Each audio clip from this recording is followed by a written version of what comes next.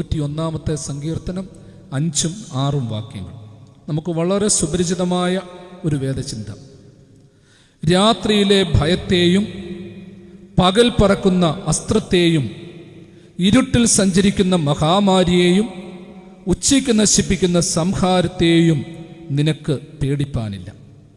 രാത്രിയിലെ ഭയം, പകൽ പറക്കുന്ന അസ്ത്രം, ഇരുട്ടിൽ സഞ്ചരിക്കുന്ന മഹാമാരി, ഉച്ചയ്ക്ക് നശിപ്പിക്കുന്ന സംഹാരം, ഇവയെക്കുറിച്ചൊന്നും നീ പേടിക്കണ്ട, ഭയക്കണ്ട. നീ അതിൻ്റെ ബലഹീനതകളെക്കുറിച്ച് ഓർത്ത് ദുഃഖിക്കണ്ട എന്ന് സങ്കീർത്തനക്കാരൻ പറയുകയാണ്. നമുക്കൊത്തിരി സുപരിചിതമായ ഒരു സങ്കീർത്തനമാണ് 91 സങ്കീർത്തനം. ദൈവപുരുഷനായ മോശയുടെ പാട്ട. ഇസ്രായേൽ മക്കൾ മിസ്രയീമിൻ്റെ അടിമത്തത്തിൽ നിന്ന് കനാൻ നാട്ടിലേക്ക് യാത്ര ചെയ്തപ്പോൾ അവരെ ധൈര്യപ്പെടുത്തുവാൻ തക്കവണ്ണം മോശയും അഹ്റോനും മുൻപിൽ നടന്നുകൊണ്ട് ഇസ്രായേലിനെ പാടി ധൈര്യപ്പെടുത്തിയ ഒരു സങ്കീർത്തനം. ഇസ്രായേൽ മക്കൾ കടന്നുപോയ വഴിത്താരകൾ എന്ന് പറയുന്നത് സുഖകരമായ വഴിത്താരയല്ല. മരുഭൂമി ഉണ്ടായിരുന്നു, കുന്നും പർവ്വതങ്ങളും ഉണ്ടായിരുന്നു, സമതല പ്രദേശങ്ങളുണ്ടായിരുന്നു, ജലാശയങ്ങളുണ്ടായിരുന്നു. അങ്ങനെ ഒരുപാട് പ്രതിസന്ധികൾ നിറഞ്ഞ ഘട്ടത്തിലൂടെയാണ് കടന്നുപോയത്. അവർ പേടിച്ചതും ഭയന്നതുമായ ഒരുപാട് അനുഭവങ്ങളുണ്ടായിരുന്നു. മനസ്സ് തകർന്ന ഇസ്രായേൽ മക്കളെ ധൈര്യപ്പെടുത്തുവാൻ തക്കവണ്ണം മോശയ്ക്ക് ദൈവം കൊടുത്തതായ ഉപദേശങ്ങളാണ്, ആഹ്വാനങ്ങളാണ് 91 സങ്കീർത്തനത്തിലുള്ളത്. നമുക്കൊക്കെ അറിയാവുന്ന ഒരു കാര്യമുണ്ട്. നമ്മളൊക്കെ ചെറുപ്പം തൊട്ട് 91 സങ്കീർത്തനം കേട്ടിട്ടുണ്ട്. നമ്മളുടെ അപ്പനും വല്യപ്പന്മാരും വല്യമ്മമാരും ഒക്കെ പാടി നമ്മളെ പഠിപ്പിച്ച ഒരു സങ്കീർത്തനം. താളാത്മകമായി രാഗാത്മകമായിട്ട് അവർ പാടി പഠിപ്പിച്ച സങ്കീർത്തനം. നമ്മുടെയൊക്കെ വീട്ടിൽ എന്തെങ്കിലും പ്രശ്നങ്ങൾ വന്നാൽ അന്നേരം ഈ പാട്ട് പാടും, ഈ സങ്കീർത്തനം പാടും. നമ്മളുടെ മക്കൾക്കും നമ്മൾക്കുമൊക്കെ എന്തെങ്കിലും പനിയോ പേടിയോ വേദനകളോ വന്നാൽ ഉടനെ ആശുപത്രിയിലോട്ട് കൊണ്ടുപോകുന്ന പരിപാടിയൊന്നും വന്നില്ല. ആൻറ്റിബയോട്ടിക് എടുത്തു കൊടുക്കുന്ന പരിപാടിയില്ല. കുഞ്ഞുങ്ങളൊരു പനി വന്ന് നല്ല ചൂടെടുത്ത് കിടക്കുമ്പോൾ, പനി കൊണ്ട് വിറച്ചു തുള്ളുമ്പോൾ, ക്ഷീണാവസ്ഥയിൽ കിടക്കുമ്പോൾ, പിച്ചും പേയും പറയുമ്പോൾ വല്യപ്പനും വല്യമ്മയും എന്ത് കൊടുക്കുമെന്നറിയായിരുന്നു? നമ്മുടെ കിടക്കേടടുത്ത് വരും, വേദപുസ്തകം തുറക്കും, 91 സങ്കീർത്തനം കണ്ണുനീരോടെ പ്രാർത്ഥിക്കും. പണ്ട് സുറിയാനി പൈതൃകത്തിൽ മത്തായി ശ്ലീഹായുടെ പ്രാർത്ഥന എന്ന് പറയുന്ന ഒരു പ്രാർത്ഥനാക്രമം തന്നെ ഉണ്ടായിരുന്നു. മത്തായി ശ്ലീഹായുടെ പ്രാർത്ഥന നിങ്ങളുടെ പൂർവികന്മാർ, നിങ്ങളിൽ മുതിർന്നവരൊക്കെ ചിലർ കണ്ടു കാണും. വിശുദ്ധ കന്യകമർദ്ദമറിയാം അമ്മയുടെ മധ്യസ്ഥതയിൽ കർത്താവിൻ്റെ ശ്ലീഹായായ വിശുദ്ധ മത്തായാൽ രചിതമായിട്ടുള്ള ഒരു മധ്യസ്ഥ പ്രാർത്ഥനാക്രമം. അതിലെ ഏറ്റവും പ്രധാനപ്പെട്ട ഭാഗം ഒരു തിരി കത്തിച്ചു വയ്ക്കും, കുരിശുണ്ടെങ്കിൽ കുരിശു വയ്ക്കും, ഒരു ഗ്ലാസ് വെള്ളം മുമ്പിൽ വയ്ക്കും. ഈ പ്രാർത്ഥനകളൊക്കെ പ്രാർത്ഥിക്കും. 91 സങ്കീർത്തനം കണ്ണുനീരോടെ പ്രാർത്ഥിക്കും. അതിനുശേഷം പെട്ടെന്ന് അച്ഛന്മാരെ ഒന്നും കിട്ടാനില്ല. ആ കുടുംബത്തിലെ മുതിർന്ന ആള്, അപ്പച്ചനാണോ അമ്മച്ചിയാണോ മുതിർന്ന ആള്, ഒരു കുരിശൊക്കെ വരച്ച് 3 തവണ കുരിശ് വരച്ച് പ്രാർത്ഥിച്ച് ഈ വെള്ളം കുഞ്ഞുങ്ങൾക്ക് കൊടുക്കും. നമ്മളൊക്കെ ഇത് വാങ്ങിച്ച് കുടിച്ചിട്ടുണ്ട്. പ്രിയമുള്ളവരെ, ആശുപത്രിയിൽ പോയി എല്ലാ നല്ല മെഡിസിൻ കഴിക്കുന്നതിനേക്കാളും ഉപരിയായിട്ട് ആ ഒരു ഗ്ലാസ് വെള്ളം കുടിച്ച് നമ്മൾ സുഖകരമായിട്ട് ഉറങ്ങിയിട്ടുണ്ട്. കണ്ണടച്ച് പ്രാർത്ഥിച്ചുറങ്ങിയിട്ടുണ്ട്. ദുസ്വപ്നങ്ങൾ കാണാതെ ഉറങ്ങിയിട്ടുണ്ട്. പിറ്റേന്ന് രാവിലെ നല്ല പയറുമണി പോലെ അങ്ങോട്ടും ഇങ്ങോട്ടും ഓടി നടന്നിട്ടുണ്ട്. ഇതൊക്കെ ഒരു വലിയ വിശ്വാസത്തിൻ്റെ ഭാഗങ്ങളാണ്. അപ്പോൾ ജനങ്ങളെ സംബന്ധിച്ചിടത്തോളം, പിതാക്കന്മാരെ സംബന്ധിച്ചിടത്തോളം ആദ്യ കാലഘട്ടത്തിൽ അന്ധവിശ്വാസങ്ങൾ, പേടിപ്പെടുത്തുന്നതായ പ്രകൃതി ശക്തിയുടെ അനുഭവങ്ങൾ, പ്രതികൂലമായ കാലാവസ്ഥ, കഷ്ടപ്പാട്, ഇതൊക്കെ ഉള്ളപ്പോൾ അവരൊരു പ്രത്യേക സന്തോഷമായിട്ടാണ് ഈ സങ്കീർത്തനം പാടിയിരുന്നത്. ഇസ്രായേൽ മക്കൾ മരുഭൂമിയിലൂടെ യാത്ര ചെയ്യുകയാണ്. 6 ലക്ഷം പുരുഷന്മാരാവുള്ളത്. അതിനേക്കാളുപരി സ്ത്രീകളും കുടുംബാസൂത്രണമൊന്നും ഇല്ലാതിരുന്നത് കൊണ്ട് പിള്ളേരുടെ എണ്ണമൊന്നും പറയാൻ പോയാൽ നിൽക്കത്തില്ല. കന്നുകാലികൾ ഒരു വലിയ പട, പുരുഷന്മാരൊത്തിരി, സ്ത്രീകൾ ഒരുപാട്, കുഞ്ഞുങ്ങൾ ഒരുപാട്. ഏകനായകൻ മോശ. അപ്പം മോശയുടെയും തുടർന്ന് അഹ്റോന്റെയും ബാക്കിയുള്ളവരുടെയും ഒക്കെ നേതൃത്വത്തിൽ ഇസ്രായേൽ മക്കൾ ഇങ്ങനെ കടന്നു പോകുകയാണ്. അന്ന് കടന്നുപോയപ്പോൾ മോവാബ്യരുടെയും അമ്മോന്യരുടെയും സീദോന്യരുടെയും ഒക്കെ ദേശത്തുകൂടി ഇസ്രായേൽ മക്കൾക്ക് കടന്നു പോകേണ്ടതായിട്ട് വന്നു. അന്നത്തെ കാലത്ത് മോവാബ്യരും അമ്മോന്യരും സീദോന്യരും ഒക്കെ വിശ്വസിച്ചിരുന്ന ഒരുപാട് പേടി സ്വപ്നങ്ങളുണ്ടായിരുന്നു. അവരുടെ മക്കളെ അവർ ബലി കൊടുത്തിരുന്ന ചില ദേവസങ്കല്പങ്ങളുണ്ടായിരുന്നു. അവർ ഭയന്ന് പോകാൻ മടിച്ചിരുന്ന ചില സ്ഥലങ്ങളുണ്ടായിരുന്നു. ഒറ്റപ്പെട്ട ഭീതിപ്പെടുത്തുന്ന സ്ഥലങ്ങളുണ്ടായിരുന്നു. ഇവർ നോക്കിയപ്പോൾ ഇസ്രായേൽ മക്കൾ കടന്നു പോകുകയാണ്. അവർക്ക് പ്രത്യേക സമയമൊന്നുമില്ല. ദൈവത്തിന്റെ തേജസ് എപ്പോൾ പൊങ്ങുന്നുവോ അന്നേരം പോകുകയാണ്, എപ്പോൾ താഴുന്നുവോ അന്നേരം താഴുകയാണ്. അവർ വിശ്രമിക്കുകയാണ്. യഹോവയുടെ പെട്ടകം ചുമന്ന പുരോഹിതന്മാരുണ്ട്, മോശയും അഹ്റോനുമുണ്ട്, ശ്രേഷ്ഠ പിതാക്കന്മാരുണ്ട്, ഈ വലിയ ജനസമൂഹമുണ്ട്. ജനസമൂഹത്തിന് ഒരേ സമയം കുഞ്ഞുങ്ങളെ നോക്കണം, മൃഗജാലങ്ങളെ നോക്കണം. മൃഗജാലങ്ങൾ അവരുടെ ജീവിത മാർഗമാണ്. അപ്പൊ ഇവരിങ്ങനെ കടന്നു പോകുകയാണ്. അപ്പൊ ഇവർ കടന്നു പോയപ്പോൾ പല സമയത്തും അസമയങ്ങളിലേക്കാണ് കടന്നു പോകുന്നത്. ഞാൻ പറഞ്ഞല്ലോ, മരുഭൂമിയില പകൽ മേഘസ്തംഭവും രാത്രി അഗ്നിതൂണുമാ അവർക്ക് കൂട്ട്. പകലിലെ അതിഭയങ്കരമായ ചൂടിനെ അതിജീവിക്കുവാൻ, മരുഭൂമിയുടെ പ്രതികൂലതയെ അതിജീവിക്കുവാൻ മേഘസ്തംഭം അവർക്ക് കൂട്ട. അഗ്നിജ്വാല രാത്രിയിലെ തണുപ്പിൽ അവർക്ക് ഒരു വലിയ തണലായിട്ട് അവരുടെ മുൻപിലുണ്ട്. അപ്പൊ ഇവരിങ്ങനെ പൊയ്ക്കൊണ്ടിരിക്കുകയാണ്. നമ്മളുടെ മനസ്സിലോട്ടൊന്ന് കടന്നു വന്നേ. ഇത്രയേറെ പേര്, ലക്ഷക്കണക്കിന് പേര്, ലക്ഷക്കണക്കിന് മൃഗങ്ങൾ, ഇതെല്ലാം കൂടി ഇങ്ങനെ കടകടയായിട്ട് പോകുകയാണ്. നാട്ടുകാർക്ക് പേടിയാ. ഇവരെല്ലാം കൂടെ വന്ന് ഞങ്ങളുടെ നാട്ടിൽ കയറി പാർക്കുമോ എന്നുള്ള ഭയം. ചിലരൊക്കെ ആ പ്രദേശത്തൂടെ പോകാൻ തക്കോണം ഇവരെ സമ്മതിക്കാതിരുന്നു. ഇന്ന് തന്നെ നമുക്കറിയാം, അഭയാർത്ഥി പ്രശ്നം നമ്മുടെ നാട്ടിലും വിദേശ രാജ്യങ്ങളുമൊക്കെ ഇന്ന് അഭിമുഖീകരിച്ചുകൊണ്ടിരിക്കുന്ന പ്രശ്നമാണ്. കാരണം പട്ടിണി കടന്നു വന്നാലും, പ്രയാസപ്പെട്ടു വന്നാലും, ബുദ്ധിമുട്ടി വന്നാലും അവരൊക്കെ പ്രശ്നക്കാരാണോ എന്ന് പേടിച്ച് അവരെ സ്വീകരിക്കാത്ത ഒരു തലം ഇന്ന് നമുക്കുണ്ട്. രാജ്യത്തിൻ്റെ സുരക്ഷിത മാർഗങ്ങളൊക്കെ ഉണ്ട്. ഇന്ന് നമ്മളുടെ രാജ്യത്തിൽ ബംഗ്ലാദേശികളും മറ്റും കടന്നു കയറുന്നു എന്ന് പറഞ്ഞു പ്രശ്നം. അമേരിക്കയിലേക്കും മറ്റും, അല്ലെങ്കിൽ യൂറോപ്യൻ രാജ്യങ്ങളിലേക്ക് സിറിയയിൽ നിന്നും മറ്റും അഭയാർത്ഥികൾ കടന്നു കയറുന്നു എന്ന് അവർക്ക് പ്രശ്നം. അവർ കടന്നു കയറിയാൽ തങ്ങൾക്ക് പ്രശ്നമുണ്ടാകുമോ എന്നുള്ള ഭയം. അപ്പൊ സുരക്ഷിതത്വത്തിന്റെ ഒരു വലിയ പ്രശ്നങ്ങൾ അന്നും ഇന്നുമൊക്കെ ഉണ്ട്. അപ്പൊ ഇസ്രായേൽ മക്കളുടെ ഈ ഒരു വലിയ കൂട്ടം സമൂഹത്തിനൊരു വലിയ വെല്ലുവിളിയാണ് ചെയ്യുന്നത്. ഈ സംഗതി എന്താണെന്ന് പലപ്പോഴും നമ്മൾ ചിന്തിച്ചിട്ടില്ല. ഈ 4 സംഗതികളെക്കുറിച്ച്, ഇവ എന്താണ്, ഇത് സമൂഹത്തിൽ ചെലുത്തിയിട്ടുള്ള സ്വാധീനം എന്താണ്, ആധുനിക സമൂഹത്തിൽ ഇതിൻ്റെ പുതിയ അവതാരങ്ങൾ എന്തൊക്കെയാണ്, ഇത് നമ്മളെ ഏതൊക്കെ രീതിയിൽ പേടിപ്പിക്കുന്നുണ്ട്, പേടിപ്പിച്ചിരുന്നു, ഇതിനെക്കുറിച്ചൊക്കെ അല്പസമയം ധ്യാനാത്മകമായിട്ട് പങ്കുവയ്ക്കുവാനാണ് ഞാൻ ഈ സമയം വിനിയോഗിക്കുന്നത്. ഞാൻ പറഞ്ഞല്ലോ, ഇസ്രായേൽ മക്കൾ കടന്നുപോയി കഴിഞ്ഞപ്പോൾ ഇസ്രായേൽ മക്കൾക്ക് വെളിച്ചമായി ദൈവം കൊടുക്കേണ്ട തണലൊക്കെ കൊടുക്കുന്നുണ്ട്.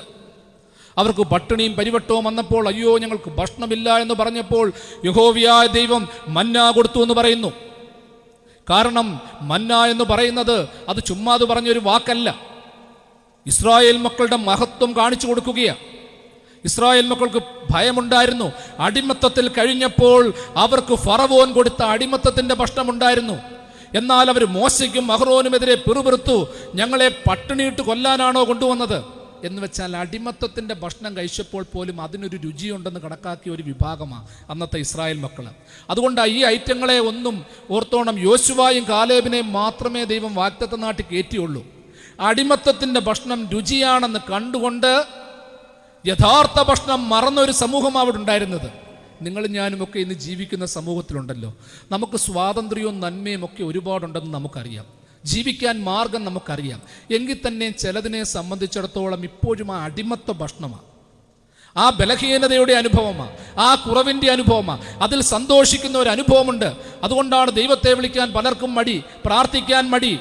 ഞാൻ പള്ളിയിൽ പോയില്ലെങ്കിൽ എന്താ, പ്രാർത്ഥിച്ചില്ലെങ്കിൽ എന്താ, സ്നേഹിച്ചില്ലെങ്കിൽ എന്താ, ദൈവം എന്നെ ഇങ്ങനെ പൊക്കിക്കൊണ്ടിരിക്കുകയാണ്.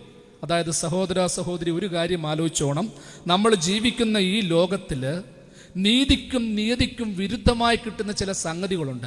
അതൊക്കെ രുചിയാണെന്ന് കണ്ടുകൊണ്ട് ദൈവം തരുന്ന ഭക്ഷണത്തിൻ്റെ മാഹാത്മ്യം നമുക്കറിയാൻ പറ്റാതെ വരുന്നു. മദ്യം കുടിക്കുമ്പോൾ, മയക്കുമരുന്നിന് അടിമകളാകുമ്പോൾ, അഹങ്കാരത്തിൽ ജീവിക്കുമ്പോൾ, അന്ധവിശ്വാസങ്ങളുടെ പിന്നാലെ പോകുമ്പോൾ ഒരു കാര്യം നമ്മൾ ഓർത്തോണം, അന്ന് ഇസ്രായേൽ മക്കൾ ആഗ്രഹിച്ചതുപോലെ ഞങ്ങൾ മിസ്രൈമിൽ കിടന്നാൽ മതി. ദൈവം നിന്നെ നിർത്തിയിരിക്കുന്നത് ആ അടിമത്തത്തിൽ കിടക്കാനല്ല, നീ സ്വാതന്ത്ര്യത്തിൻ്റെ ഭക്ഷണം കഴിക്കണം. അപ്പം അതുകൊണ്ട് തന്നെയാണ് ഫറവോൻ കഴിക്കുന്നതിനേക്കാൾ വലിയ രുചിയേറിയ ഭക്ഷണം ഇവർക്ക് മന്ന കൊടുത്തു എന്ന് നമ്മൾ വായിക്കുമ്പോൾ ശ്രദ്ധിക്കേണ്ടത്. അവർക്ക് കാടപ്പക്ഷിയെ കൊടുത്തു എന്ന് പറയുന്നുണ്ട്. കാടപ്പക്ഷിയെ കൊടുത്തു എന്ന് പറയുമ്പോൾ ഇന്നത്തെ രീതിയിൽ ഏറ്റവും സിമ്പിളായിട്ട് പറഞ്ഞാൽ ഒരു കാര്യം അറിയാം, 1000 കോഴിക്ക് എത്ര കാട എന്നാണ് നമ്മൾ പറയുന്നത്? 1000 കോഴിക്ക് അരക്കാടയെന്ന എന്ന് വെച്ചാൽ ഇന്നത്തെ നമ്മൾ വാങ്ങിക്കുന്ന ഈ പറയുന്ന ഈ പേട്ടുകാടയൊന്നുമല്ല കേട്ടോ. നല്ല ഒറിജിനൽ മെഡിസിനൽ വാല്യൂ ഉള്ള കാടയെന്ന് പറയുന്നത് 1000 കോഴിക്ക് തുല്യമാണ് അരക്കാട. അപ്പോൾ ഒരു കാടയെന്ന് പറയുന്നത് 2000 കോഴിക്ക് തുല്യമാണ്. എന്ന് വെച്ചാൽ ഇത് ഭയങ്കര വിലയേറിയതാണ്. ഇനി ആ മിസ്രൈമി പശ്ചാത്തലത്തിൽ നമ്മൾ അതിൻ്റെ ആ വേർഡ് സ്റ്റഡിയൊക്കെ നോക്കിയാൽ വളരെ രസാവഹമായ കാര്യങ്ങളാണ് കിട്ടുന്നത്. പ്രത്യേകിച്ച് ഈ കാടയെന്ന് പറയുന്ന സാധനം അങ്ങനെ എപ്പോഴും കണി കാണാൻ പോലും കിട്ടാത്തതാണ്. ഫറവോനെ സംബന്ധിച്ചിടത്തോളം അവൻ്റെ ഏറ്റവും വലിയ ആഘോഷത്തിൽ അവൻ ബലിയർപ്പിക്കുവാൻ തക്കോണം ഉപയോഗിച്ചിരുന്ന ഒരു പക്ഷിയാ കാടപ്പക്ഷി.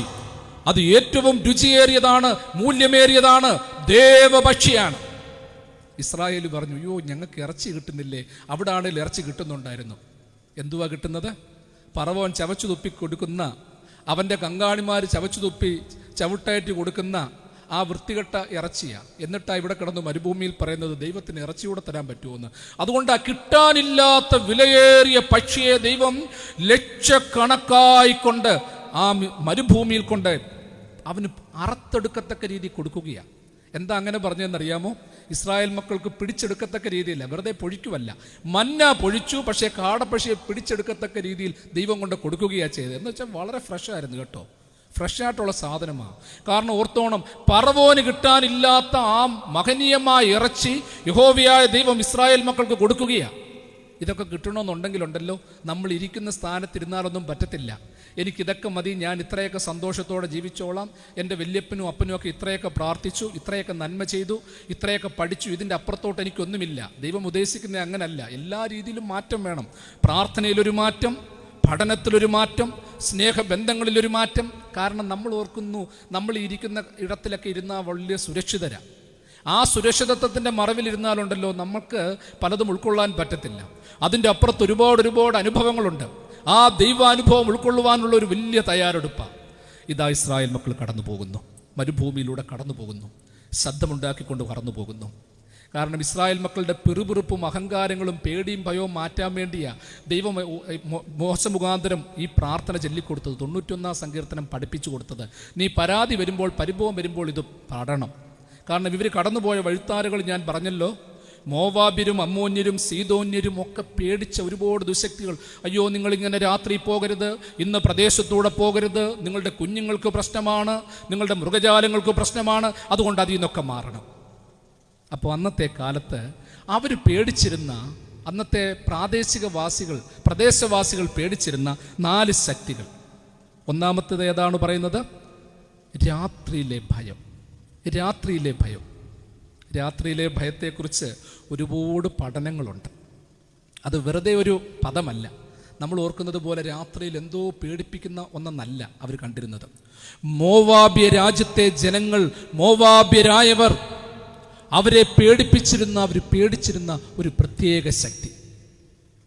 അവരുടെ പ്രശ്നമെന്ന് പറയുന്നത്, ഇതിനു വേണ്ടി പ്രത്യേകമായ ക്ഷേത്രങ്ങൾ പണിതിരുന്നു, ആരാധനാലയങ്ങളുണ്ടായിരുന്നു. ഇതിനെ പ്രസാദിപ്പിച്ചില്ലെങ്കിൽ ശാപം വരുമെന്നുണ്ടായിരുന്നു. രാത്രിയിൽ സഞ്ചരിക്കുന്ന ഒരു പ്രത്യേകമായ ശക്തി. ഇത് പോകുന്ന സ്ഥാനങ്ങളിൽ ഗർഭനാശമുണ്ടാകുമായിരുന്നു, പ്രത്യേകമായ ശബ്ദങ്ങൾ പുറപ്പെടുവിക്കുമായിരുന്നു, മനുഷ്യനെ ഭീതിപ്പെടുത്തുമായിരുന്നു, നൊമ്പരപ്പെടുത്തുമായിരുന്നു, മുറിവേൽപ്പിക്കുമായിരുന്നു. അങ്ങനെ ഒരുപാട് അന്ധവിശ്വാസങ്ങൾ ഈ രാത്രിയിലെ ഭയവുമായിട്ട് ബന്ധപ്പെട്ട് മോവാബ്യർക്കുണ്ടായിരുന്നു. അതുകൊണ്ട് തന്നെ ഇസ്രായേൽ മക്കൾ രാത്രിയിലൊക്കെ കടന്നു പോയപ്പോൾ, രാത്രി താമസിച്ചൊക്കെ പോകാൻ തുടങ്ങിയപ്പോൾ, മോവാബ്യർ അല്പസ്നേഹത്തോടും ഭയത്തോടും കൂടി അവരുടെ ആ ദേവസങ്കല്പത്തെ ബുദ്ധിമുട്ടിക്കാതിരിക്കാൻ വേണ്ടി പോയി പറഞ്ഞു, ഇസ്രായേൽ മക്കളെ, നിങ്ങൾ ഇതുവഴി കടന്നു പോകരുത്, നിങ്ങളുടെ മക്കളെ നശിപ്പിക്കും, ഗർഭനാശം സംഭവിക്കും, ഇന്ന സ്ഥാനത്ത് നിങ്ങൾ വിശ്രമിക്കരുത്. ഈ പറയുന്ന വിശ്വാസവും അവിശ്വാസവും ഒക്കെ ഉണ്ടല്ലോ, ഏതെങ്കിലും ഒരു പ്രദേശത്ത് മാത്രം നിൽക്കുന്നതല്ല എന്നുള്ളതാണ് യാഥാർത്ഥ്യം. നമ്മളുടെയൊക്കെ തലമുറകളിൽ അന്നും ഇന്നും പേടിച്ചിരുന്ന പല പ്രശ്നങ്ങളുമുണ്ട്. ഞാൻ പെട്ടെന്നൊരു കാര്യം മനസ്സിലാക്കാൻ പറയാം. പുത്തങ്കാവിലെ കൊച്ചു തിരുമേനി ഗീവർഗീസ് മാർ ഫീലക്സിനോസ് തിരുമേനി 1930കളിലും 40കളിലും 51 വരെ തുമ്പോൺ ഭദ്രാസനത്തിൻ്റെ മെത്രാപ്പോലിത്തയായിരുന്നു. മലങ്കരി ഓർത്തഡോക്സ് സഭയുടെ മെത്രാപ്പോലിത്തയായിരുന്നു. അന്ന് സഭകളൊക്കെ പലപ്പോഴും യോജിപ്പിൽ നിന്നിരുന്ന ഒരു സമയമാണ്. ഇന്നത്തെ പത്തനംതിട്ട ബേസിൽ ദേറ നിൽക്കുന്ന സ്ഥാനത്ത് തിരുമേനി അവിടെ അദ്ദേഹം ദേറായൊക്കെ സ്ഥാപിച്ച് അവിടെ താമസമുണ്ടായിരുന്ന ഒരു കാലഘട്ടം. അങ്ങനെ ഇരിക്കെ ഒരു ദിവസം കുറേ പേര് പുത്തങ്കാവിലെ കൊച്ചു തിരുമേനിയെ കാണാൻ വന്നു. തിരുമേനിയോട് അവർ വന്ന് പരാതി പറഞ്ഞ ഒരു കാര്യം, തിരുമേനി, ഞങ്ങൾക്ക് സുരക്ഷിതമായിട്ട് താമസിക്കാൻ പറ്റുന്നില്ല. വലിയ വരത്തുപോക്കിൻ്റെ പ്രശ്നമാണ്. കാരണം ഇങ്ങേ ഭാഗത്ത് ചുട്ടിപ്പാറയും അങ്ങേ ഭാഗത്ത് മണ്ണാറമലയുമുണ്ട്. അപ്പം ഞങ്ങൾ ലക്ഷണമൊക്കെ വെച്ച് നോക്കിയപ്പോൾ ഒരു ദൈവജ്ഞൻ പറഞ്ഞു, ഈ കൃഷിനാശവും മൃഗനാശവും ഗർഭനാശവും ഒക്കെ ഉണ്ടാകുന്നതിന് കാരണം ഈ രണ്ട് മലകളിലൂടെ അങ്ങോട്ടും ഇങ്ങോട്ടും ചില ദുശക്തികൾ ഭയങ്കരമായിട്ട് സഞ്ചരിക്കുകയും, അപ്പം ഇതിനെ മാറ്റാൻ തക്കവണ്ണം ആ കുന്നിൻ്റെ മുകളിൽ, ആ മലയുടെ മുകളിൽ ഒരു സിദ്ധനായ പിതാവ് താമസിക്കുന്നുണ്ട്, അദ്ദേഹത്തിൻ്റെ അടുത്ത് ചെല്ലണം. അങ്ങനെ പുത്തങ്കാവിലെ കൊച്ചു തിരുമേനിയുടെ അടുക്കൽ ഈ ഐറ്റങ്ങളെല്ലാം, അന്നത്തെ പൂർവികന്മാർ പല സമൂഹത്തിൽപ്പെട്ട മതങ്ങളിൽപ്പെട്ട ആൾക്കാർ തിരുമേനിയെ സമീപിച്ചു. തിരുമേനി അപ്പോൾ എന്തോ ചെയ്തെന്നറിയാമോ? അന്ധവിശ്വാസമാണെന്നൊന്നും പറയാൻ പോയില്ല. ഒരു കാര്യം ചെയ്യാം, ഞാൻ ഇതിൻ്റെ വരത്തുപോക്കിനെ തടയാൻ തക്കവണ്ണം ഒരു കുരിശടി സ്ഥാപിക്കാം. അങ്ങനെ തിരുമേനി പത്തനംതിട്ടയിൽ ആദ്യമായിട്ടൊരു കൊച്ചു കുരിശടി സ്ഥാപിച്ചു. ഒരു കൊച്ചു കുരിശടി സ്ഥാപിച്ചിട്ട് പ്രാർത്ഥനകളൊക്കെ നടത്തി. ധൂവ പ്രാർത്ഥന നടത്തുമായിരുന്നു, ചിലപ്പോൾ സന്ധ്യപ്രാർത്ഥനയൊക്കെ നടത്തുമായിരുന്നു. അപ്പോൾ തിരുമേനി സ്ഥാപിച്ചിട്ട് പറഞ്ഞു, ഇനി നിങ്ങളൊന്നും പേടിക്കണ്ട കേട്ടോ, ഒരു ശക്തിയും ഇതിൻ്റെ മണ്ടയ്ക്കൂടെ അങ്ങോട്ടും ഇങ്ങോട്ടും ഒന്നും പോകത്തില്ല. അതായത് അത് അന്ധവിശ്വാസമാണെന്ന് പറഞ്ഞില്ല, വന്നവരെ നിന്ദിച്ചില്ല, അവരെ ദൂഷിച്ചില്ല. തിരുമേനി ചെയ്തത് പറഞ്ഞത്, ഓക്കെ ഞാനൊരു കുരിശടി സ്ഥാപിക്കാം. അതായത് പത്തനംതിട്ട ദേറായുടെ മുൻപിൽ, ഇന്നുള്ള കുരിശടിക്ക് മുൻപ് ഒരു കൊച്ചു കുരിശ് ആദ്യ കാലഘട്ടത്തിലുണ്ടായിരുന്നു. ആ ഒരു പ്രാർത്ഥനാ മനുഷ്യൻ പ്രാർത്ഥനയോടുകൂടി ആ സംഗതി പറഞ്ഞ് കുരിശ് സ്ഥാപിച്ചതോടെ ആ ഒരു ദോഷം അവിടെ നിന്ന് പോയെന്ന് അന്നത്തെ അവിടെയുള്ള പൂർവികന്മാർ വിശ്വസിച്ചു. പ്രിയമുള്ളവരെ, നമ്മളിൽ പലരും പലപ്പോഴും പേടിയോടും ഭയത്തോടും കൂടിയാണ് ജീവിക്കുന്നത്. ഇന്നും ഈ ആധുനിക കാലഘട്ടത്തിലും ഇത്തരത്തിലുള്ള പേടിയും ഭയവും ഒക്കെ ഉണ്ട്. കുഞ്ഞുങ്ങൾ രാത്രിയിൽ ഞെട്ടി എഴുന്നേറ്റ് കരയുക, അലയ്ക്കുക, അല്ലെങ്കിൽ അസ്വസ്ഥതകൾ ഉണ്ടാകുക. ചിലരൊക്കെ പറയാറുണ്ട്, എന്തുവാണെന്നറിയത്തില്ല, അങ്ങോട്ടൊരു എഴുന്നേറ്റമില്ല, ഇന്നിടത്ത് താമസിച്ച പ്രശ്നമാണ്. ഇതൊക്കെ നമ്മളുടെയൊക്കെ മനസ്സിൽ അറിയാതെ അങ്കുരിച്ചിരിക്കുന്ന ചില വിശ്വാസങ്ങളോ അവിശ്വാസങ്ങളോ ഒക്കെയാണ്. ഇവിടെ പറയുകയാണ്, നീ രാത്രിയിലെ ഭയത്തെ നീ ഭയപ്പെടേണ്ട. മിസ്രയീമ്യർ ഭയന്നിരുന്ന ആ അശുദ്ധിയുടേതായ തലത്തെ പേടിക്കണ്ട എന്ന് ഇസ്രായേൽ മക്കളോട് മോശ പറഞ്ഞുവെങ്കിൽ എൻ്റെ നിങ്ങളുടെ ജീവിതത്തിൽ പ്രത്യേകിച്ച് ചിന്തിക്കണം. എന്താ നമ്മുടെ ജീവിതത്തിലെ രാത്രിയുടെ അനുഭവം എന്ന് പറയുന്നത്? എന്താ രാത്രി എന്ന് പറയുന്നത്? നമുക്കറിയാം, പ്രകാശമൊട്ടുമില്ല, സൂര്യനില്ല, ചന്ദ്രൻ്റെ വെളിച്ചം പോലും കിട്ടാനില്ല. പലപ്പോഴും അല്പം രാത്രിയായി കഴിഞ്ഞാൽ ചില പ്രദേശങ്ങളിൽ ഇരിക്കുമ്പോഴാണ് യഥാർത്ഥത്തിൽ നമുക്ക് ഭയം വരുന്നത്. നമ്മൾ ഓർത്തോണം, ദൈവമേ, അജ്ഞാനമാകുന്ന സ്വാർത്ഥതയാകുന്ന ആ ഒരു അന്ധകാരത്തിൽ അകപ്പെട്ട്, രാത്രിയിൽ അകപ്പെട്ട്, അയ്യോ ഞാൻ ഭയന്നുകൊണ്ടിരിക്കുകയാണ്. ചിലപ്പോഴൊക്കെ തെറ്റിദ്ധാരണ, ഭാര്യയ്ക്ക് ഭർത്താവിനെ കുറിച്ച് തെറ്റിദ്ധാരണ, ഭർത്താവിന് ഭാര്യയെക്കുറിച്ചുള്ള തെറ്റിദ്ധാരണ. പ്രിയമുള്ളവരെ, പരാജയത്തിൻ്റെതായ ഇരുട്ടിലായിരിക്കുമ്പോൾ പുതിയ കാര്യങ്ങൾ നമ്മൾ ഒരിക്കൽ പോലും ചിന്തിക്കരുത്. ആരെക്കുറിച്ച് ഓർത്താലും ടെൻഷനാണ്, ഭാവിയെക്കുറിച്ച് ഓർത്താൽ ടെൻഷനാണ്.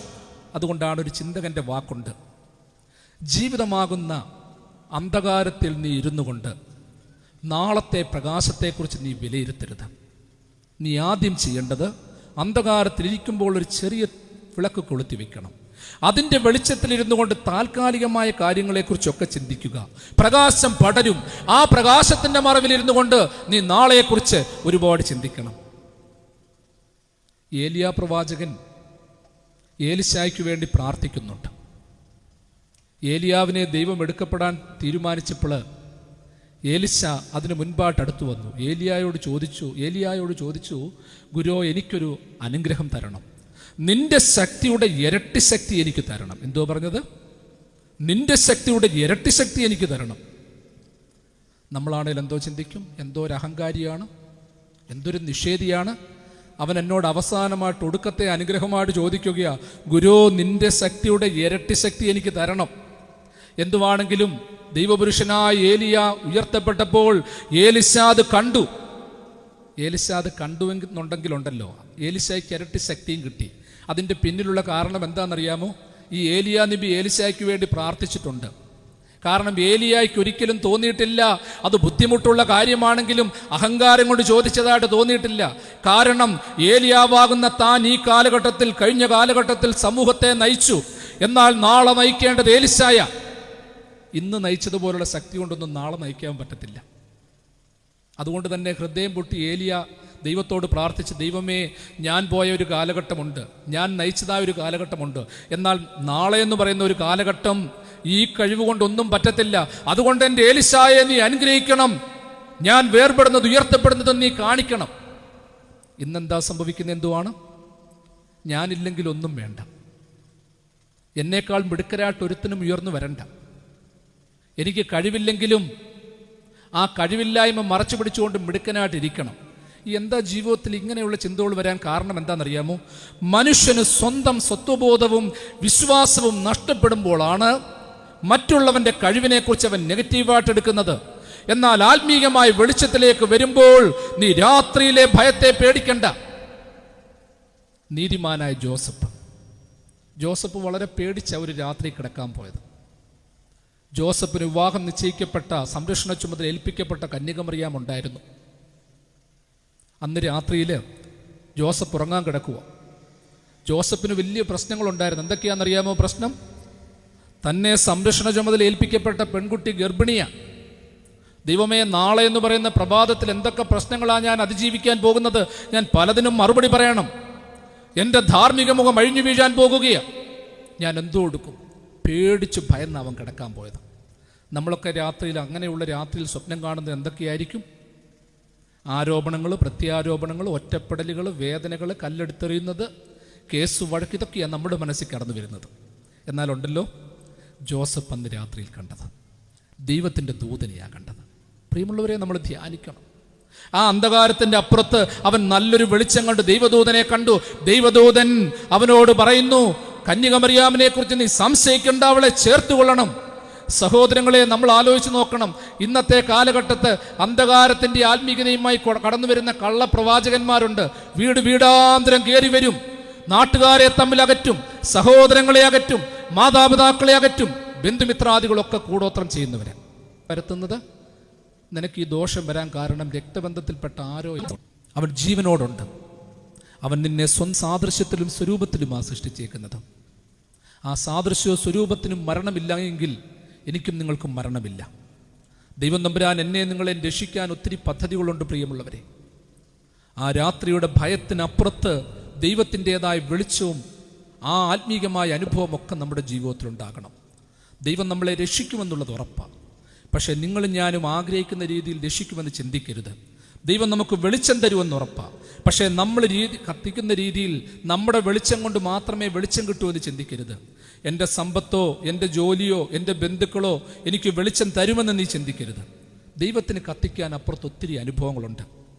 അഗ്നിച്ചൂളയിൽ പിള്ളാരെ തെള്ളിയിട്ടു. ശദ്രക്കിനെയും മേശക്കിനെയും അബേദ്നെഗോയിനെയും തെള്ളിയിട്ടെങ്കിൽ ദൈവം അവരെ രക്ഷപ്പെടുത്തിയത് വെള്ളം കോരി ഒഴിച്ചോ, കാർബൺ ഡൈ ഓക്സൈഡോ, കാർബൺ മോണോക്സൈഡോ പ്രയോഗിച്ചല്ല, കമ്പ് കൊണ്ടടിച്ചല്ല, ചാക്ക് കൊണ്ടടിച്ചല്ല, അലറി വിളിച്ചല്ല, അവരുടെ ഇടയിലേക്ക് ഇറങ്ങിച്ചെന്ന് കൈപിടിച്ച് നടത്തിയ ദാനിയേലിനെ സിംഹക്കുഴിയിൽ നിന്ന് ദൈവം രക്ഷപ്പെടുത്തിയെങ്കിൽ, ഒരിക്കലും ദാനിയേലിൻ്റെ അടുത്തേക്ക് ചെന്ന് സിംഹത്തെ കൊന്നല്ല, മയക്കുവെടി വെച്ചിട്ടല്ല, അതിൻ്റെ വായ അടച്ച.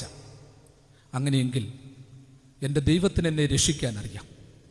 എൻ്റെ ദൈവമേ, എനിക്ക് നീ വെളിച്ചം തരാൻ ഇന്ന രീതിയിലേക്ക് വരണമെന്ന് ഞാൻ ചിന്തിക്കണ്ട. അതിനപ്പുറത്തായിട്ട് ദൈവം ചില അനുഭവങ്ങൾ തന്നിട്ടുണ്ട്. നിനക്കിന്ന് കുറവുള്ളത് പണമായിരിക്കാം, നിൻ്റെ മക്കളുടെ മിടുക്കില്ലായ്മയായിരിക്കാം, നല്ല വീടായിരിക്കാം, ഭാവിയെക്കുറിച്ചുള്ള പേടിയായിരിക്കാം നിന്നെ ഇന്ന് അലട്ടുന്നത്.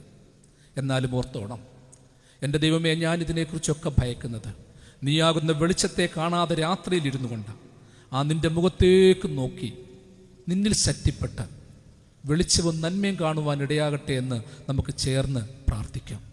നമുക്ക് ചേർന്ന് ഈ ഈരടികൾ ഹൃദയസ്പർശിയായിട്ട് പാടാം. എൻ്റെ നിത്യസ്നേഹിതന്മാർ ദൈവദൂതസംഗമത്രേ, ഇപ്പോഴവർ ദൈവമുൻപിൽ സേവയാ. എന്നെ കാവൽ ചെയ്തു ശുശ്രൂഷിപ്പാൻ വന്നിടും, എന്നെ കാവൽ ചെയ്തു ശുശ്രൂഷിപ്പാൻ വന്നിടും. ഇസ്രായേൽ മക്കളോട് പേടിക്കണ്ട എന്ന് മോശ പറഞ്ഞ രണ്ടാമത്തെ കാര്യം, നീ പകലിലെ രാത്രിയിലെ ഭയത്തെ നീ പറക്കണ്ട. മോവാബ്യർ ഭയന്നിരുന്ന ആ ദുശക്തി. രണ്ടാമത് പറയുന്നു, പകൽ പറക്കുന്ന അസ്ത്രത്തെ നീ ഭയക്കേണ്ട. അമ്മോന്യ ദേശക്കാർ ഭയന്ന ഒരു ശക്തി. ഈ ശക്തിയെ പ്രസാദിപ്പിക്കുവാൻ വേണ്ടി ശരീരം മുറിക്കുകയും രക്താർപ്പിത ബലികൾ അർപ്പിക്കുകയും ചെയ്ത അമ്മോന്യർ അന്നത്തെ കാലത്തുണ്ടായിരുന്നു. ഇതിൻ്റെ പോക്കെന്ന് പറയുന്നുണ്ടല്ലോ, പകൽ പറക്കുന്ന അസ്ത്രം ഏതു സമയത്തും പറന്നു വരുന്ന ഒരു അനുഭവം. നമ്മളൊക്കെ കേട്ടിട്ടുള്ള അസ്ത്രം നമുക്കറിയാം. ഒന്നാമത്തെ അസ്ത്രം അമ്പിനെയും വില്ലിനെയൊക്കെ നമ്മൾ അസ്ത്രമെന്ന് പറയാറുണ്ട്. രണ്ടാമത് നമുക്കറിയുന്ന അസ്ത്രം എന്തുവാ? നല്ല കാച്ചിലും ചേനയും കപ്പയൊക്കെ കുഴച്ച് നല്ല ഒന്നാം തരം അസ്ത്രം ഉണ്ടാക്കുന്ന അനുഭവം നമുക്കൊക്കെ അറിയാം. എന്നാൽ അതിനപ്പുറത്ത് ഇവിടെയും പറയുകയാണ്, പകൽ പറക്കുന്ന അസ്ത്രം. ഞാൻ പറഞ്ഞല്ലോ, അമ്മോന്യര് പീഡിപ്പിച്ച ഒരു ശക്തി. യാതൊരു മുറിവും ഉണ്ടാക്കാതെ, പുറമേയുള്ള വ്രണങ്ങളൊന്നും ഉണ്ടാക്കാതെ മനുഷ്യനെ തകർക്കുന്ന ഒരു ശക്തി. ഏതു സമയത്തും പറന്നു വരും, എവിടെയും പറന്നു വരും. മരുഭൂമിയിൽ വന്നിരിക്കാം. അപ്പം ഇതിന് കടന്നു പോകുവാനുള്ള ചില പ്രത്യേക സമയങ്ങൾ തന്നെ ഇവർ കൽപ്പിച്ചാക്കിയിട്ടുണ്ട്, അമ്മോന്യര് കൽപ്പിച്ചാക്കിയിട്ടുണ്ട്. അവർ പേടിച്ചിരുന്ന എന്തുവെന്നറിയാമോ? പ്രത്യേക സമയങ്ങളിൽ, അതായത് നൊടി നേരത്തിനുള്ളിൽ, കണ്ണ് വെട്ടുന്ന സമയത്തിനുള്ളിൽ ഈ സാധനം കടന്നു വന്ന് മനുഷ്യനെ തകർത്തിക്കളയും. അന്നത്തെ കാലത്ത്, അതായത് ക്രിസ്തുവിനും എത്രയോ നൂറ്റാണ്ടുകൾക്ക് മുൻപ്, സഹസ്രാബ്ദങ്ങൾക്ക് മുൻപ്, അന്നത്തെ കാലത്തെ അമ്മോന്യര് പേടിച്ച ഒരു ദുശക്തിയാണ് ഈ പകലിലെ അസ്ത്രം എന്ന് പറയുന്നത്. ഞാൻ പറഞ്ഞല്ലോ, പറക്കുന്നതാണ്. ഇതിനെക്കുറിച്ചുള്ള ചില പ്രത്യേകമായ ചിത്രങ്ങൾ അതിപ്പോഴും നമ്മൾക്ക് ലഭ്യമാണ്. പൗരാണികമായ ഗോത്ര സംസ്കാരങ്ങളുടെ ചില അമ്മോന്യരുടെ ചില ചരിത്ര രേഖകളിലേക്ക് പോകുമ്പോൾ ഇതിൻ്റെ ചിത്രങ്ങൾ തന്നെയുണ്ട്. പേടിപ്പെടുത്തുന്ന രൂപത്തോടു കൂടിയ, അദൃശ്യമായി പറന്നു വരുന്നുവെന്ന് തോന്നിക്കുന്ന, ശബ്ദമുണ്ടാക്കുന്ന പകലിലെ അസ്ത്രം. ഒന്നുകൂടി സിമ്പിളായിട്ട് പറഞ്ഞാൽ നിങ്ങൾക്ക് ഈ സംഗതി മനസ്സിലാവും. പണ്ടത്തെ കാലത്തൊക്കെ മലയിലും കുന്നിലും അയ്യത്തുമൊക്കെ നമ്മളുടെ പൂർവന്മാർ പണിയെടുക്കുമായിരുന്നു. നല്ല തടിമാട്. ചിലപ്പോൾ നോക്കുമ്പോൾ കാണാം, ഒറ്റയടിക്കും ദേഹത്ത് യാതൊരു മുറിവുമില്ല, ചതവുമില്ല, ഒന്നുമില്ല, ചത്തുമലച്ച് കിടക്കും, മലച്ച് കിടക്കുക. പണ്ടത്തെ കാലത്ത് നല്ല കറക്കുന്ന 10-12 ലിറ്റർ കറക്കുന്ന പശു രാവിലെ കറന്നു, അതിനെക്കൊണ്ട് അയ്യത്തോട്ട് കെട്ടി. അല്ലെ നല്ല ഒന്നാന്തര ആട്, ഇതിനെക്കൊണ്ട് അയ്യത്തോട്ട് കെട്ടി. അല്പം കഴിഞ്ഞ് നോക്കുമ്പോൾ ചത്തുമലച്ച് കിടക്കുന്നു. അപ്പം നമ്മളും നമ്മുടെ പൂർവന്മാരും എന്തോ പറഞ്ഞു? എങ്ങനെ ചത്തെന്നാ പറഞ്ഞത്? മാടനടിച്ചു കൊന്നു. പുറമെ യാതൊരു മുറിവുമില്ല കേട്ടോ. അതായത് നമ്മളുടെ നല്ല ആരോഗ്യമുള്ളവർ പോയാലും നമ്മൾ പറയുന്നതോ എന്തോ മനുഷ്യനായിരുന്നു, എന്തറിയോ, ഇരട്ടച്ചങ്കനായിരുന്നു, മാടനടിച്ചു കൊന്നതാണ്. അവൻ്റെ വല്യപ്പനെ അങ്ങനെ തന്നെയാണ് മരിച്ചത്, മാടനടിച്ചു കൊന്നതാണ്. ഇന്ന് അങ്ങനെയൊക്കെ മരിച്ചു കിടന്നാൽ, അങ്ങനെ എന്തെങ്കിലും സഡൻലി മരിച്ചു കഴിഞ്ഞാൽ നമ്മൾ എന്തോ പറയും? ഹാർട്ട് അറ്റാക്ക് ആയിരുന്നു, അല്ലെങ്കിൽ ഷുഗർ താണു, ഷുഗർ കൂടി, പ്രഷർ വേരിയേഷൻ ഉണ്ടായിരുന്നു, അല്ലെങ്കിൽ ഇങ്ങനെ പ്രിയമുള്ളവരെ, ഇതൊക്കെ നമ്മൾ ചിന്തിക്കേണ്ടതാണ് കേട്ടോ. ഈ ഇസ്രായേൽ മക്കളും അവിടെ നടന്നു പോയ സമയത്ത്, അന്നത്തെ കാലഘട്ടത്ത് അവരെ പേടിപ്പിക്കാൻ തക്കവണ്ണം അന്നത്തെ കാലത്തെ അമ്മോന്യര് പേടിച്ചിരുന്ന അവരുടെ വിശ്വാസം ഇവരിലേക്കൂടെ പകർത്താൻ ശ്രമിച്ചു. ഇതിൻ്റെയൊക്കെ മറ്റൊരു സംഗതി എന്തുവെന്നറിയാമോ? ഇവരിതൊക്കെ പറഞ്ഞെന്ന് പറയുന്നുണ്ടല്ലോ. അതായത് ഒരു മനുഷ്യൻ അവിശ്വസിച്ച സംഗതികൾ, പേടിച്ച സംഗതികൾ, ഈ ചില രക്തമൊക്കെ പകർന്നു കൊടുക്കുന്നത് പോലെ, വെള്ളം പകർന്നു കൊടുക്കുന്നത് പോലെ പകർന്നു കൊടുത്തുകൊണ്ടിരിക്കുന്നത്. നമ്മുടെയൊക്കെ സമൂഹത്തിൽ ഇന്ന് പറ്റിയിരിക്കുന്ന ഒരു വലിയ പ്രശ്നം ഇതാ കേട്ടോ. ആരെങ്കിലും എന്തെങ്കിലും പറയുന്നത് കേട്ട് ചാടി തുള്ളുകയാണ്. ചിലർ പറയും, എടാ എൻ്റെ കൊച്ചു കുഞ്ഞ് എന്തുവാണെന്നറിയത്തില്ല, എന്തോ ഒരു കരച്ചിലാണെന്നറിയാമോ, എനിക്ക് തോന്നുന്നത് മരിച്ചുപോയ അപ്പച്ചനോ അമ്മച്ചയോ കാണാൻ വരുന്നതാണ്, അല്ലെങ്കിൽ മറ്റെന്തോ ശക്തികളുള്ളതാണ്. അപ്പം പെട്ടെന്ന് മറ്റുള്ളവരെന്നാലും അതിനെ അതിജീവിക്കാൻ ആത്മീയതയുള്ളവർ പറയും, നിങ്ങൾ പേടിക്കണ്ട, കുഞ്ഞിനെ മാമോദിസയൊക്കെ മുക്കുന്നതോടുകൂടി കരച്ചിലൊക്കെ തീരും. ശരിയാ, പലപ്പോഴും മാമോദിസയൊക്കെ മുക്കുന്നതോടെ അനാവശ്യ കരച്ചിലുകൾ, വ്യർത്ഥമായ പേടികൾ, ഉറക്കത്തിൽ ഞെട്ടുന്നതൊക്കെ മാറും. ആ പാവം പിടിച്ച കുഞ്ഞിനെ വല്ല വിന്തോ, വല്ല എന്തെങ്കിലും കുത്തുകയോ, അല്ലെങ്കിൽ എന്തെങ്കിലും പ്രയാസമുണ്ടാകുമോ, ആരോഗ്യ പ്രശ്നമോ വല്ല ഉണ്ടാകുമ്പോൾ അത് കിടന്ന് കരയുന്നതാണ്. കൊച്ചിന് പറയാൻ പറ്റത്തില്ല, അയ്യോ എനിക്ക് നെഞ്ചുവേദനയാണ്, തലവേദനയാണ്, പുറം വേദനയാണെന്നൊന്നും പറയാൻ പറ്റുന്നില്ല. കൊച്ചിന് ആകെപ്പാടെ പറ്റുന്നത് ഒന്ന് നന്നായിട്ട് കരയുക എന്നുള്ളതാണ്. ഇപ്പോഴും ഇങ്ങനെയുള്ള ഒരുപാട് സൂപ്പർസ്റ്റീഷ്യസ് ബിലീഫ്സ് നമ്മുടെയൊക്കെ മനസ്സിലുണ്ട്. നമ്മുടെ ആ ചിന്തയിലേക്ക് തന്നെ വരാം. പകൽ പറക്കുന്ന അസ്ത്രം. ഈ പകൽ പറക്കുന്ന അസ്ത്രത്തിൻ്റെ അമ്മോന്യ വിശ്വാസവും നമ്മുടെ നാടൻ വിശ്വാസവും ഞാൻ ഒറ്റ വാക്കിലൊന്ന് പറഞ്ഞു. ഇന്ന് ഈ പകൽ പറക്കുന്ന അസ്ത്രം എന്ന് പറയുന്ന സംഗതി ഉണ്ടല്ലോ, അതിൻ്റെ അപരിഹാര്യം വളരെ ശക്തമായിട്ട് തന്നെയുണ്ട്. അതായത് ഭൗതികമായി, ഒന്നുകൂടി പറഞ്ഞാൽ, സിമ്പിളായിട്ട് പറഞ്ഞാൽ, ഭൗതികമായി വെളിച്ചമെന്ന് നമ്മൾ കാണുന്ന, ഭൗതികമായി അനുഗ്രഹമെന്ന് നമ്മൾ കാണുന്ന നമ്മുടെ കണ്ണിനെ കൺകെട്ടുപോലെ മറച്ചുകൊണ്ട് ചെയ്യിക്കുന്ന എല്ലാ തിന്മകളും എന്തുവാണെന്നറിയാമോ? പകൽ പറക്കുന്ന അസ്ത്രങ്ങളാണ്. ഇന്നത്തെ കാലത്ത് വലിയ വലിയ പ്രശ്നങ്ങൾ ഉണ്ടാക്കുന്നു, കൊലപാതകങ്ങൾ നടത്തുന്നു, കുടുംബത്തിലെ പ്രശ്നങ്ങൾ, അധാർമികതകളൊക്കെ നടമാടുന്നു. പ്രിയമുള്ളവരെ, ഇതൊക്കെ എന്ന് വെച്ചാൽ എന്താ, അറിവില്ലാഞ്ഞിട്ടാണോ ചെയ്യുന്നത്? പണ്ടത്തെ കാലത്ത് പറയും, ഓ വിദ്യാഭ്യാസത്തിൻ്റെ കുറവ് കൊണ്ടാണ് ഇതൊക്കെ പറ്റിയത്. ഇന്ന് വിദ്യാഭ്യാസത്തിൻ്റെ കുറവ് കൊണ്ടാണോ ഇതൊക്കെ പറ്റുന്നത്? വിദ്യാഭ്യാസം കൂടുന്തോറും, വിവരം കൂടുന്തോറും ഈ പറയുന്ന അസ്ത്രങ്ങളുടെയൊക്കെ അപരിഹാര്യം നടന്നുകൊണ്ടിരിക്കുകയാണ്. പലരെയും കയറി ബാധിച്ചിരിക്കുകയാണ്. അന്ധകാരത്തെ ഞാൻ ആദ്യം പറഞ്ഞു, രാത്രിയിലെ ഭയമെന്ന് പറയുമ്പോൾ അന്ധകാരത്തിൻ്റെ മറവിലിരുന്നു കൊണ്ട് സ്വന്തമായി ഭയന്ന് ചെയ്യുന്നതായ ചില പ്രശ്നം. ഇവിടെ പകൽ പറക്കുന്ന അസ്ത്രം എന്ന് പറയുമ്പോൾ യഥാർത്ഥത്തിൽ വെളിച്ചമുണ്ടെന്ന് നമ്മൾ തന്നെ കരുതുക, അതൊക്കെ അനുഗ്രഹമാണെന്ന് കരുതുക, അതൊക്കെ എനിക്ക് ഗുണമാണെന്ന് കരുതുക. നന്മയും തിന്മയും ഒക്കെ തിരിച്ചറിയാൻ പറ്റാതെ പോകുന്ന ഒരു പ്രത്യേക തലത്തിൽ നിങ്ങൾ ഞാനുമൊക്കെ ഇന്നായിരിക്കുകയാണ്. നമുക്ക് ദൈവസന്നിധിയിൽ ആത്മാർത്ഥമായിട്ട് പ്രാർത്ഥിക്കണം. പകൽ പറക്കുന്ന അസ്ത്രം പറക്കുന്നതായും ഉപദ്രവിക്കുന്നതായും നൊമ്പരപ്പെടുത്തുന്നതായും നമ്മൾ കണ്ടെങ്കിൽ, പ്രിയമുള്ളവരെ, എനിക്കും നിങ്ങൾക്കും ദൈവം തന്ന പ്രകാശത്തിൻ്റെ അനുഭവത്തിലിരുന്നു കൊണ്ട് മറ്റുള്ളവനെ നൊമ്പരപ്പെടുത്താനിടയാകരുത്, ശപിക്കുവാനും ദുഷിക്കുവാനും ഇടയാകരുത്. സഹോദര, ഈ വെളിച്ചത്തിലിരുന്നു കൊണ്ട് നീ നിൻ്റെ സഹോദരങ്ങളുടെയും മറ്റുള്ളവൻ്റെയും നൊമ്പരങ്ങൾ എണ്ണിപ്പറയുമ്പോൾ ആ വെളിച്ചം തന്ന ദൈവം എത്രമാത്രം ഹൃദയംഗമായി നൊമ്പരപ്പെടുന്നു എന്ന് നമ്മൾ ചിന്തിക്കണം.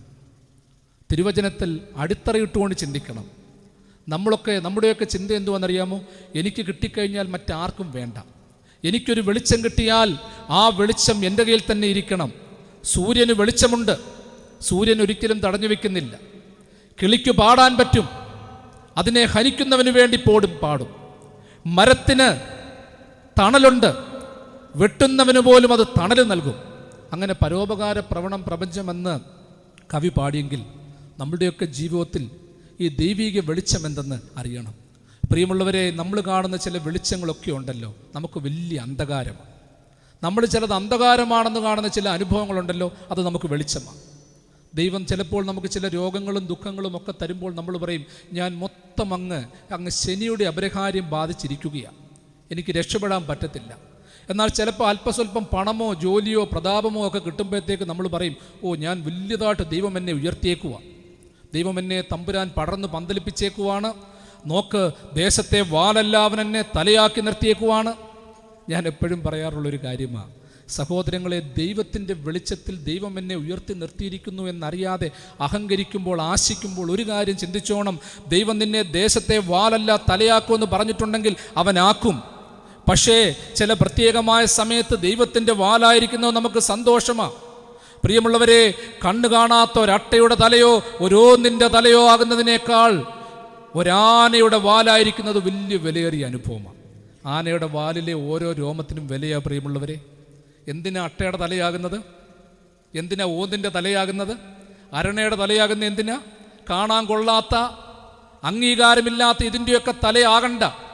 എനിക്കും നിങ്ങൾക്കുമൊക്കെ ദൈവം തന്നിരിക്കുന്ന പ്രകാശത്തിൻ്റെ അനുഭവം അവൻ എവിടെയാണ് ഫിറ്റ് ചെയ്യേണ്ടതെന്ന് വെച്ചാൽ തന്നുകൊള്ളും. നീ ചില ജോലിയിൽ പ്രമോഷൻ ആഗ്രഹിച്ചിട്ടുണ്ട്, രാഷ്ട്രീയത്തിൽ ഉയർച്ച ആഗ്രഹിച്ചിട്ടുണ്ട്, സാമ്പത്തികമായ ഔന്നത്യം ആഗ്രഹിച്ചിട്ടുണ്ട്. ഇതൊക്കെ ദൈവം ചിലപ്പോൾ തരാത്ത എന്താണെന്നറിയാമോ? ഇതൊക്കെ തന്നാൽ ചിലപ്പോൾ അട്ടയുടെ തല പോലെ ഉള്ളൂ. കണ്ണ് കാണാത്ത ചില അനുഭവങ്ങളാണ്, നിനക്ക് പ്രവർത്തിക്കാൻ പറ്റത്തില്ല. നിന്നെ ദൈവം തമ്പുരാൻ ബാക്ക് ബെഞ്ചറായിട്ട് ഇരുത്തിയിട്ടുണ്ടെങ്കിൽ ഒരു കാര്യം ചിന്തിച്ചോണം, ആ ബാക്ക് ബെഞ്ചിൽ ഇരുന്നാലും നിനക്ക് കേൾക്കുവാൻ സാധിക്കും. നിനക്ക് എഴുതുവാൻ ദൈവം ഒരു മേശ തരും, ഇരിക്കാനൊരു കസേര തരും. അത് ഫ്രണ്ടിലിരിക്കണോ നിർബന്ധമൊന്നുമില്ല. കാരണം എൻ്റെ ദൈവം പറയുന്നത് എവിടെ ഇരുന്നാലും കേൾക്കും. എൻ്റെ ദൈവത്തിന് എവിടെ ഇരിക്കുന്നവരെയും കാണാം. അവിടെ ഇരുന്നു കൊണ്ടാണ് നമ്മൾ ചിന്തിക്കുന്നത്, എൻ്റെ ദൈവമേ, പകലിലെ അസ്ത്രമായിട്ട് ഞാൻ മാറ്റപ്പെട്ടു പോയോ? മറ്റുള്ളവനെ നൊമ്പരപ്പെടുത്തുന്നവനാണെങ്കിൽ, വെളിച്ചം ധരിച്ചുകൊണ്ട് സമൂഹത്തെ തെറ്റായി നയിക്കുന്നവനാണെങ്കിൽ അതൊക്കെ എനിക്ക് പ്രശ്നമാണ്. ദൈവമേ, നിൻ്റെ വെളിച്ചം കണ്ണു തുറന്നെനിക്ക് കിട്ടണം. ബോബി ജോസ് കട്ടികാടെന്ന് പറയുന്ന ചിന്തകൻ്റെ ഒരു ആശയം ഞാൻ വായിച്ചത് ഇപ്രകാരമാണ്: ഒരു നല്ല എഴുത്തുകാരൻ അദ്ദേഹത്തിൻ്റെ മനോഹരമായി ക്രമീകരിച്ചിരിക്കുന്ന പൂന്തോട്ടത്തിലിരുന്നു കൊണ്ട് ആനുകാലികങ്ങളിൽ എഴുതുവാൻ വേണ്ടിയുള്ള വിഷയം ഇങ്ങനെ അന്വേഷിച്ചുകൊണ്ടിരിക്കുകയാണ്. പേനായുണ്ട്, പേപ്പറുണ്ട്, വെച്ചെഴുതാനുള്ള ബോർഡുണ്ട്, എല്ലാം ഉണ്ട്. കുറേ നേരം ആലോചിച്ചിട്ടും ഒരു ചിന്ത പോലും കിട്ടുന്നില്ല. അപ്പോൾ നോക്കിയപ്പോൾ ഉണ്ട് ഒരു മനുഷ്യനകത്തേക്ക് കടന്നു വരുന്നു. ഒരു കമ്പുമൊക്കെ പിടിച്ചുകൊണ്ട് ഒരു മനുഷ്യൻ കടന്നു വന്ന് പൂന്തോട്ടത്തിൽ അങ്ങോട്ടും ഇങ്ങോട്ടും ഒക്കെ നടന്ന് മനോഹരമായി ക്രമീകരിച്ചിരിക്കുന്ന ആ നല്ല ചെടിച്ചട്ടികളൊക്കെ തട്ടിമറിച്ച് കളയുകയാണ്. ഉടനെ അവന് വലിയ ദുഃഖം തോന്നി, ദേഷ്യം തോന്നി. ഒരു ചിന്തയും കിട്ടുന്നില്ല, അതിൻ്റെ ടെൻഷൻ. താൻ മനോഹരമായി ക്രമീകരിച്ച് വെച്ചിരിക്കുന്ന ചെടിച്ചട്ടികളൊക്കെ ഇവൻ തട്ടിത്തെറിപ്പിച്ച് കളയുക, പൊട്ടിച്ച് കളയുക. ഈ മനുഷ്യനൊന്നും ചിന്തിക്കാതെ ചാടിച്ചെന്ന് ആ മനുഷ്യൻ്റെ പുറം കഴുത്തിന് പിടിച്ച് ആഞ്ഞു മുമ്പിലേക്ക് തള്ളി. മുഖമടിച്ച് ആ മനുഷ്യൻ വീണ മനുഷ്യൻ പതുക്കെ ചുറ്റും പരതി എഴുന്നേൽക്കാൻ ശ്രമിക്കൂ. ഇവൻ നോക്കി നിന്നപ്പോൾ അവൻ പതുക്കെ തപ്പിത്തപ്പി എണീറ്റു. മുഖത്തെല്ലാം ചോരയുണ്ട്, മുഖം മുറിഞ്ഞിട്ടുണ്ട്, മണ്ണ് പുരണ്ടിട്ടുണ്ട്. ഗ്രന്ഥകാരൻ നോക്കിയപ്പോൾ, എഴുത്തുകാരൻ നോക്കിയപ്പോൾ ഉണ്ട്, അയ്യോ, താൻ പിടിച്ചു തള്ളിയത് കണ്ണ് കാണാത്തൊരു മനുഷ്യനെയാണല്ലോ എന്ന് അവന് തോന്നിപ്പോയി. അവൻ ഒരുപാട് വേദനിച്ചു. എടാ, ഇവൻ കടന്നു വന്നത് പൂന്തോട്ടമാണെന്നറിയാതെ അബദ്ധത്തിൽ കയറി വന്ന് അങ്ങോട്ടും ഇങ്ങോട്ടും നടന്നാണല്ലോ ചെടിച്ചട്ടികൾ തള്ളിക്കളഞ്ഞത്. അവനെ കൊണ്ടുപോയി കുളിപ്പിച്ച് പുതിയ വസ്ത്രം കൊടുത്ത് ഭക്ഷണം കൊടുത്ത് വെച്ചിരിക്കുന്ന ഓരോ ചെടിച്ചട്ടികളാണ്. ചിലപ്പോൾ ചില വ്യക്തിത്വങ്ങൾ കടന്നു വന്ന് ഈ മനോഹരമായ ചെടിച്ചട്ടികളെ തട്ടിക്കളഞ്ഞ് നമ്മുടെ സന്തോഷത്തെ കളഞ്ഞെന്നിരിക്കും. എന്നാൽ ഒരിക്കലും പ്രകാശമുള്ളവൻ നിൻ്റെ ജീവിതത്തിലേക്ക് കടന്നു വന്ന് നിൻ്റെ ജീവിതത്തെ നശിപ്പിക്കില്ല. ആരെങ്കിലും നിൻ്റെ ജീവിതത്തെ നശിപ്പിക്കാൻ ശ്രമിച്ചുവെങ്കിൽ അവൻ അന്ധനാണ്, അവൻ അറിവില്ലാത്തവനാണ്, വഴിത്താരെക്കുറിച്ച് ബോധമില്ലാത്തവനാണ്. പ്രിയമുള്ളവരെ, നമ്മളുടെ വെളിച്ചമാകുന്ന ജീവിതത്തിലേക്ക് കടന്നു വന്ന് ഈ ജീവിതത്തെ തകർക്കാൻ ശ്രമിക്കുന്ന ഒരുപാട് അനുഭവങ്ങളുണ്ട്. ഇന്ന് പകൽ പറക്കുന്ന അസ്ത്രങ്ങൾ പല രീതിയിലാണ് പൊയ്ക്കൊണ്ടിരിക്കുന്നത്. കുടുംബ ബന്ധങ്ങളെ നശിപ്പിക്കുന്നുണ്ട്, പലതും കയറി നടക്കുന്നുണ്ട്, കുടുംബത്തിൻ്റെ വിശുദ്ധി പോകുന്നുണ്ട്, പിള്ളേരെ തെറ്റിക്കുന്നുണ്ട്, ധാർമ്മികത ഇല്ലാതാക്കുന്നുണ്ട്. സഹോദരങ്ങളെ, നമ്മൾ ഒത്തിരി ഭയക്കണം. നന്മയുടെ മറവിൽ കയറി വരുന്നതായിട്ടുള്ള ഓരോരോ അനുഭവങ്ങൾ, ആസക്തിയുടെ അനുഭവങ്ങൾ, മോശമായ സാഹചര്യങ്ങളുടെ അനുഭവങ്ങൾ, ഇതൊക്കെ ഏത് നിമിഷവും കടന്നു വരും. സഹോദര, നിന്നെ നശിപ്പിക്കാൻ അനുവദിക്കരുത്. നിന്റെ നല്ല ജീവിതം ഒരിക്കലും തകരരുത്. സഹോദരി, നിന്റെ ഭർത്താവിനോട് നിനക്ക് വലിയ വിശ്വസ്തതയുണ്ടാകണം. സഹോദര, നിന്റെ ഭാര്യയെ നീ മറന്ന് വിശ്വസ്തയോടെ സ്നേഹിക്കണം. കുഞ്ഞുങ്ങളെ, ദൈവം നിങ്ങൾക്ക് തന്ന മാതാപിതാക്കളെ ബഹുമാനിക്കേണ്ട രീതിയിൽ ബഹുമാനിച്ചോണം. ആത്മീക പിതാക്കന്മാരെ ബഹുമാനിച്ചോണം, ഗുരുക്കന്മാരെ ബഹുമാനിച്ചോണം. അല്ലാത്ത പക്ഷം പകലിൽ വെളിച്ചമില്ലാതെ ശാപഗ്രസ്തരായി പോകുന്ന ഒരു അനുഭവം ഉണ്ടാകുമെന്ന് നമ്മളൊക്കെ ചിന്തിക്കണം. നമുക്ക് ചേർന്ന് ഈ രടികൾ പാടാം. മരുഭൂവാമീഹത്തിൽ ജ്ഞാനാഭയാർത്തി, കരങ്ങളിൽ ജലമില്ല കുടിപ്പാനായി, അടുത്തെങ്ങും തണലില്ല വസിപ്പാനായി, അവിടെയും നിൻ മുഖം മറയ്ക്കരുതേ, മാറരുതേ, മുഖം മറയ്ക്കരുതേ, തള്ളരുതെന്നെ തള്ളരുതേ, മാറരുതേ, മുഖം മറയ്ക്കരുതേ, തള്ളരുതെന്നെ തള്ളരുതേ. മൂന്നാമതായിട്ട്, ഇരുട്ടിൽ സഞ്ചരിക്കുന്ന മഹാമാരി, രാത്രിയിലെ ഭയം, പകൽ പറക്കുന്ന അസ്ത്രം. ഞാൻ പറഞ്ഞു, മോവാബ്യര് പേടിച്ചിരുന്ന ഒരു പേടിശക്തി. പകൽ പറക്കുന്ന അസ്ത്രം അമ്മോന്യരായിട്ടുള്ള ആൾക്കാർ പേടിക്കുകയും ആ പേടിയെ മാറ്റുവാൻ വേണ്ടി ബലിയർപ്പണങ്ങളൊക്കെ നടത്തുകയും ചെയ്ത ഒരു ശക്തി. മൂന്നാമതായിട്ട്, ഇരുട്ടിൽ സഞ്ചരിക്കുന്ന മഹാമാരി, രാത്രിയിലെ ഭയം, പകൽ പറക്കുന്ന അസ്ത്രം. ഞാൻ പറഞ്ഞു, മോവാബ്യര് പേടിച്ചിരുന്ന ഒരു പേടിശക്തി. പകൽ പറക്കുന്ന അസ്ത്രം അമ്മോന്യരായിട്ടുള്ള ആൾക്കാർ പേടിക്കുകയും ആ പേടിയെ മാറ്റുവാൻ വേണ്ടി ബലിയർപ്പണങ്ങളൊക്കെ നടത്തുകയും ചെയ്ത ഒരു ശക്തി. മൂന്നാമതായിട്ട് ഇരുട്ടിൽ സഞ്ചരിക്കുന്ന മഹാമാരി. സീദോന്യ വിഭാഗങ്ങൾ, സീദോനൈറ്റ്സ്, അവർ ഭയന്ന ഒരു പ്രത്യേകമായ ശക്തിയാണ് ഇരുട്ടിൽ സഞ്ചരിക്കുന്ന മഹാമാരി. ഈ മഹാമാരിയെക്കുറിച്ച് സങ്കീർത്തനങ്ങളിൽ ബാൽ പയോർ എന്നുള്ള വാക്ക് ഉപയോഗിക്കാറുണ്ട്. സങ്കീർത്തനത്തിൽ നമ്മൾ പ്രത്യേകിച്ച് വായിക്കുമ്പോൾ 79-ാം സങ്കീർത്തനവും 78-ാം സങ്കീർത്തനവും ഒക്കെ നമ്മൾ വായിച്ചു നോക്കണം. കാരണം ഇതിനുവേണ്ടി കൊച്ചു കുഞ്ഞുങ്ങളെ ബലിയർപ്പണം നടത്തിയിരുന്നു. കൊച്ചു കുഞ്ഞുങ്ങളുടെ ചോര ഈ ശക്തിക്ക് ഒരു വലിയ പ്രീതി നൽകിയിരുന്നു എന്നവർ വിശ്വസിച്ചിരുന്നു. ഇരുട്ടിൽ സഞ്ചരിക്കുന്ന മഹാമാരി. ഈ ശക്തിയുടെ പ്രത്യേകത എന്ന് പറയുന്നത്, ഞാൻ ആദ്യം രാത്രിയിലെ ഭയമെന്ന് പറഞ്ഞു. രാത്രിയിലെ ഭയത്തിൽ നിന്ന് വ്യത്യസ്തമായിട്ട് സീദോന്യർ ഈ ശക്തിയെ ഏറ്റവും കൂടുതൽ പേടിച്ചിരുന്നു. കാരണം ഇംഗ്ലീഷിൽ ഇതിന് പറയുന്നത് pestilence that stalks in darkness. Pestilence that stalks in darkness. ഇരുട്ടിൽ സഞ്ചരിക്കുന്ന മഹാമാരി. സീദോന്യർ ഇരുട്ടിൽ സഞ്ചരിക്കുന്ന മഹാമാരിയെ കണക്കാക്കി. ഇതിനുവേണ്ടി ഞാൻ പറഞ്ഞല്ലോ, കൊച്ചു കുഞ്ഞുങ്ങളെ വരെയാണ് ബലിയർപ്പിച്ചിരുന്നത്. ഇതിനെ പ്രസാദിപ്പിക്കുവാൻ വേണ്ടി തീയിലൂടെ ആൾക്കാർ നടന്നിരുന്നു. ഇതിനെ പ്രസാദിപ്പിക്കുവാൻ വേണ്ടി ഒരുപാട് കർമാനുഷ്ഠാനങ്ങൾ ചെയ്തിരുന്നു. അങ്ങനെ മനുഷ്യൻ കണ്ടമാനം പേടിച്ച് ഭീതിപ്പെട്ട് തകർന്നുപോയ തകർത്തിയ ഒരു ശക്തി. ഇസ്രായേൽ മക്കൾ മരുഭൂമിയിലൂടെ രാത്രികാലങ്ങളിൽ കടന്നുപോയപ്പോൾ ഇവർക്ക് പേടിയായി, സീദോന്യർക്ക് പേടിയായി. അതിനെക്കുറിച്ച് വ്യക്തമായിട്ട് പറയുന്നുണ്ട്. ഇസ്രായേലിന്റെ വലിയ ഗണത്തെ കണ്ടപ്പോൾ സീദോന്യ നാടുവാഴികളും രാജാക്കന്മാരും മറ്റു ഭരണാധികാരികളും അവരെ സമീപിച്ച്, നിങ്ങൾ ഒരിക്കലും അതുവഴി പോകരുത്. അതായത് അവരുടെ ഒന്നും രാജ്യത്തു കൂടി ഇവരെ കടന്നു പോകുവാൻ അനുവദിക്കാതെ അവർക്ക് പോകുവാൻ പ്രത്യേക വഴിത്താരുകൾ നൽകിയ സമൂഹമാണ് പറഞ്ഞത്. ഇത്രയും പേര് നശിച്ചു പോകും, ഇത്രയും പേരില്ലായ്മ പെട്ടുപോകും, അതുകൊണ്ട് ഞങ്ങളുടെ നാടിന്റെ ഭാഗങ്ങളിൽ നിങ്ങൾ പാർത്തോ, എന്നാലും ഈ അന്ധകാരം നിറഞ്ഞ ഈ പാതിരാത്രിയിൽ നിങ്ങൾ ഇതുവഴി പോകരുത്. അതിനെ പ്രീതിപ്പെടുത്തിയിരുന്ന ഒരുപാട് പുരോഹിതന്മാരുണ്ടായിരുന്നു.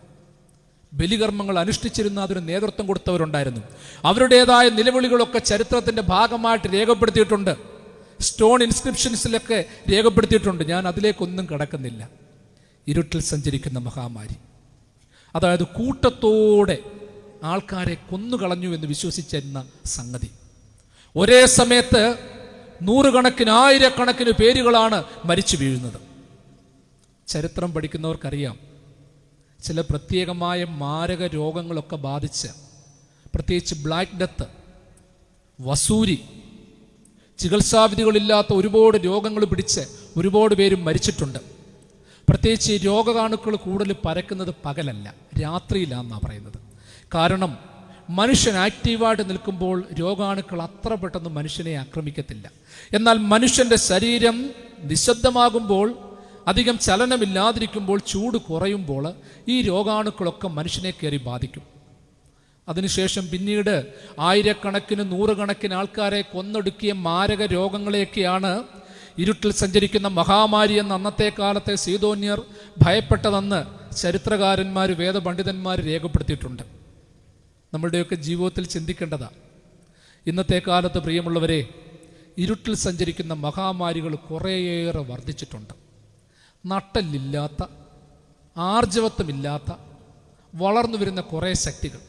പണ്ടത്തെ കാലത്തൊക്കെ എന്ന് വെച്ചാൽ മാക്സിമം പോയാൽ ഒരു നോട്ടീസ് അടിച്ചിറക്കും, അല്ലെങ്കിൽ 2-3 പേര് ചേർന്ന് ആ കിണറിൻ്റെയും പട്ടണപ്രദേശത്തും ഗ്രാമപ്രദേശത്തുമൊക്കെ ഇരുന്ന് ഞൊണയും കൊതിയും ഒക്കെ പറയും. ഇന്ന് ഈ ആർജവത്വമില്ലാത്ത ഐറ്റങ്ങൾ ചെയ്യുന്ന എന്തുവാണെന്നറിയാമോ? നട്ടലില്ലാത്ത ഐറ്റങ്ങൾ ചെയ്യുന്ന എന്തുവാണെന്നറിയാമോ? നമ്മളിതൊക്കെ ചിന്തിച്ചോണം. എന്താ ഇതിൻ്റെ ആദിമ കാലഘട്ടങ്ങൾ, ഇന്നത്തെ സമൂഹത്തിൽ ഇതിൻ്റെ പ്രസക്തി എന്താണെന്ന് ചിന്തിച്ചോണം. ദൈവമില്ലാത്ത, ദേവനില്ലാത്ത, സഹോദരങ്ങളെ വേണ്ടാത്ത കുറേ ആൾക്കാർ എന്തു വേണമെങ്കിലും പടച്ചുവിടുകയാണ്. അത് രാഷ്ട്രീയക്കാരിരയായിരിക്കാം, ആത്മീക മേലധ്യക്ഷന്മാരിരയായിരിക്കാം. ഇവരൊക്കെ ചേർന്ന് സോഷ്യൽ മീഡിയയിലൂടെ പടർത്തി വിട്ടുകൊണ്ടിരിക്കുകയാണ്.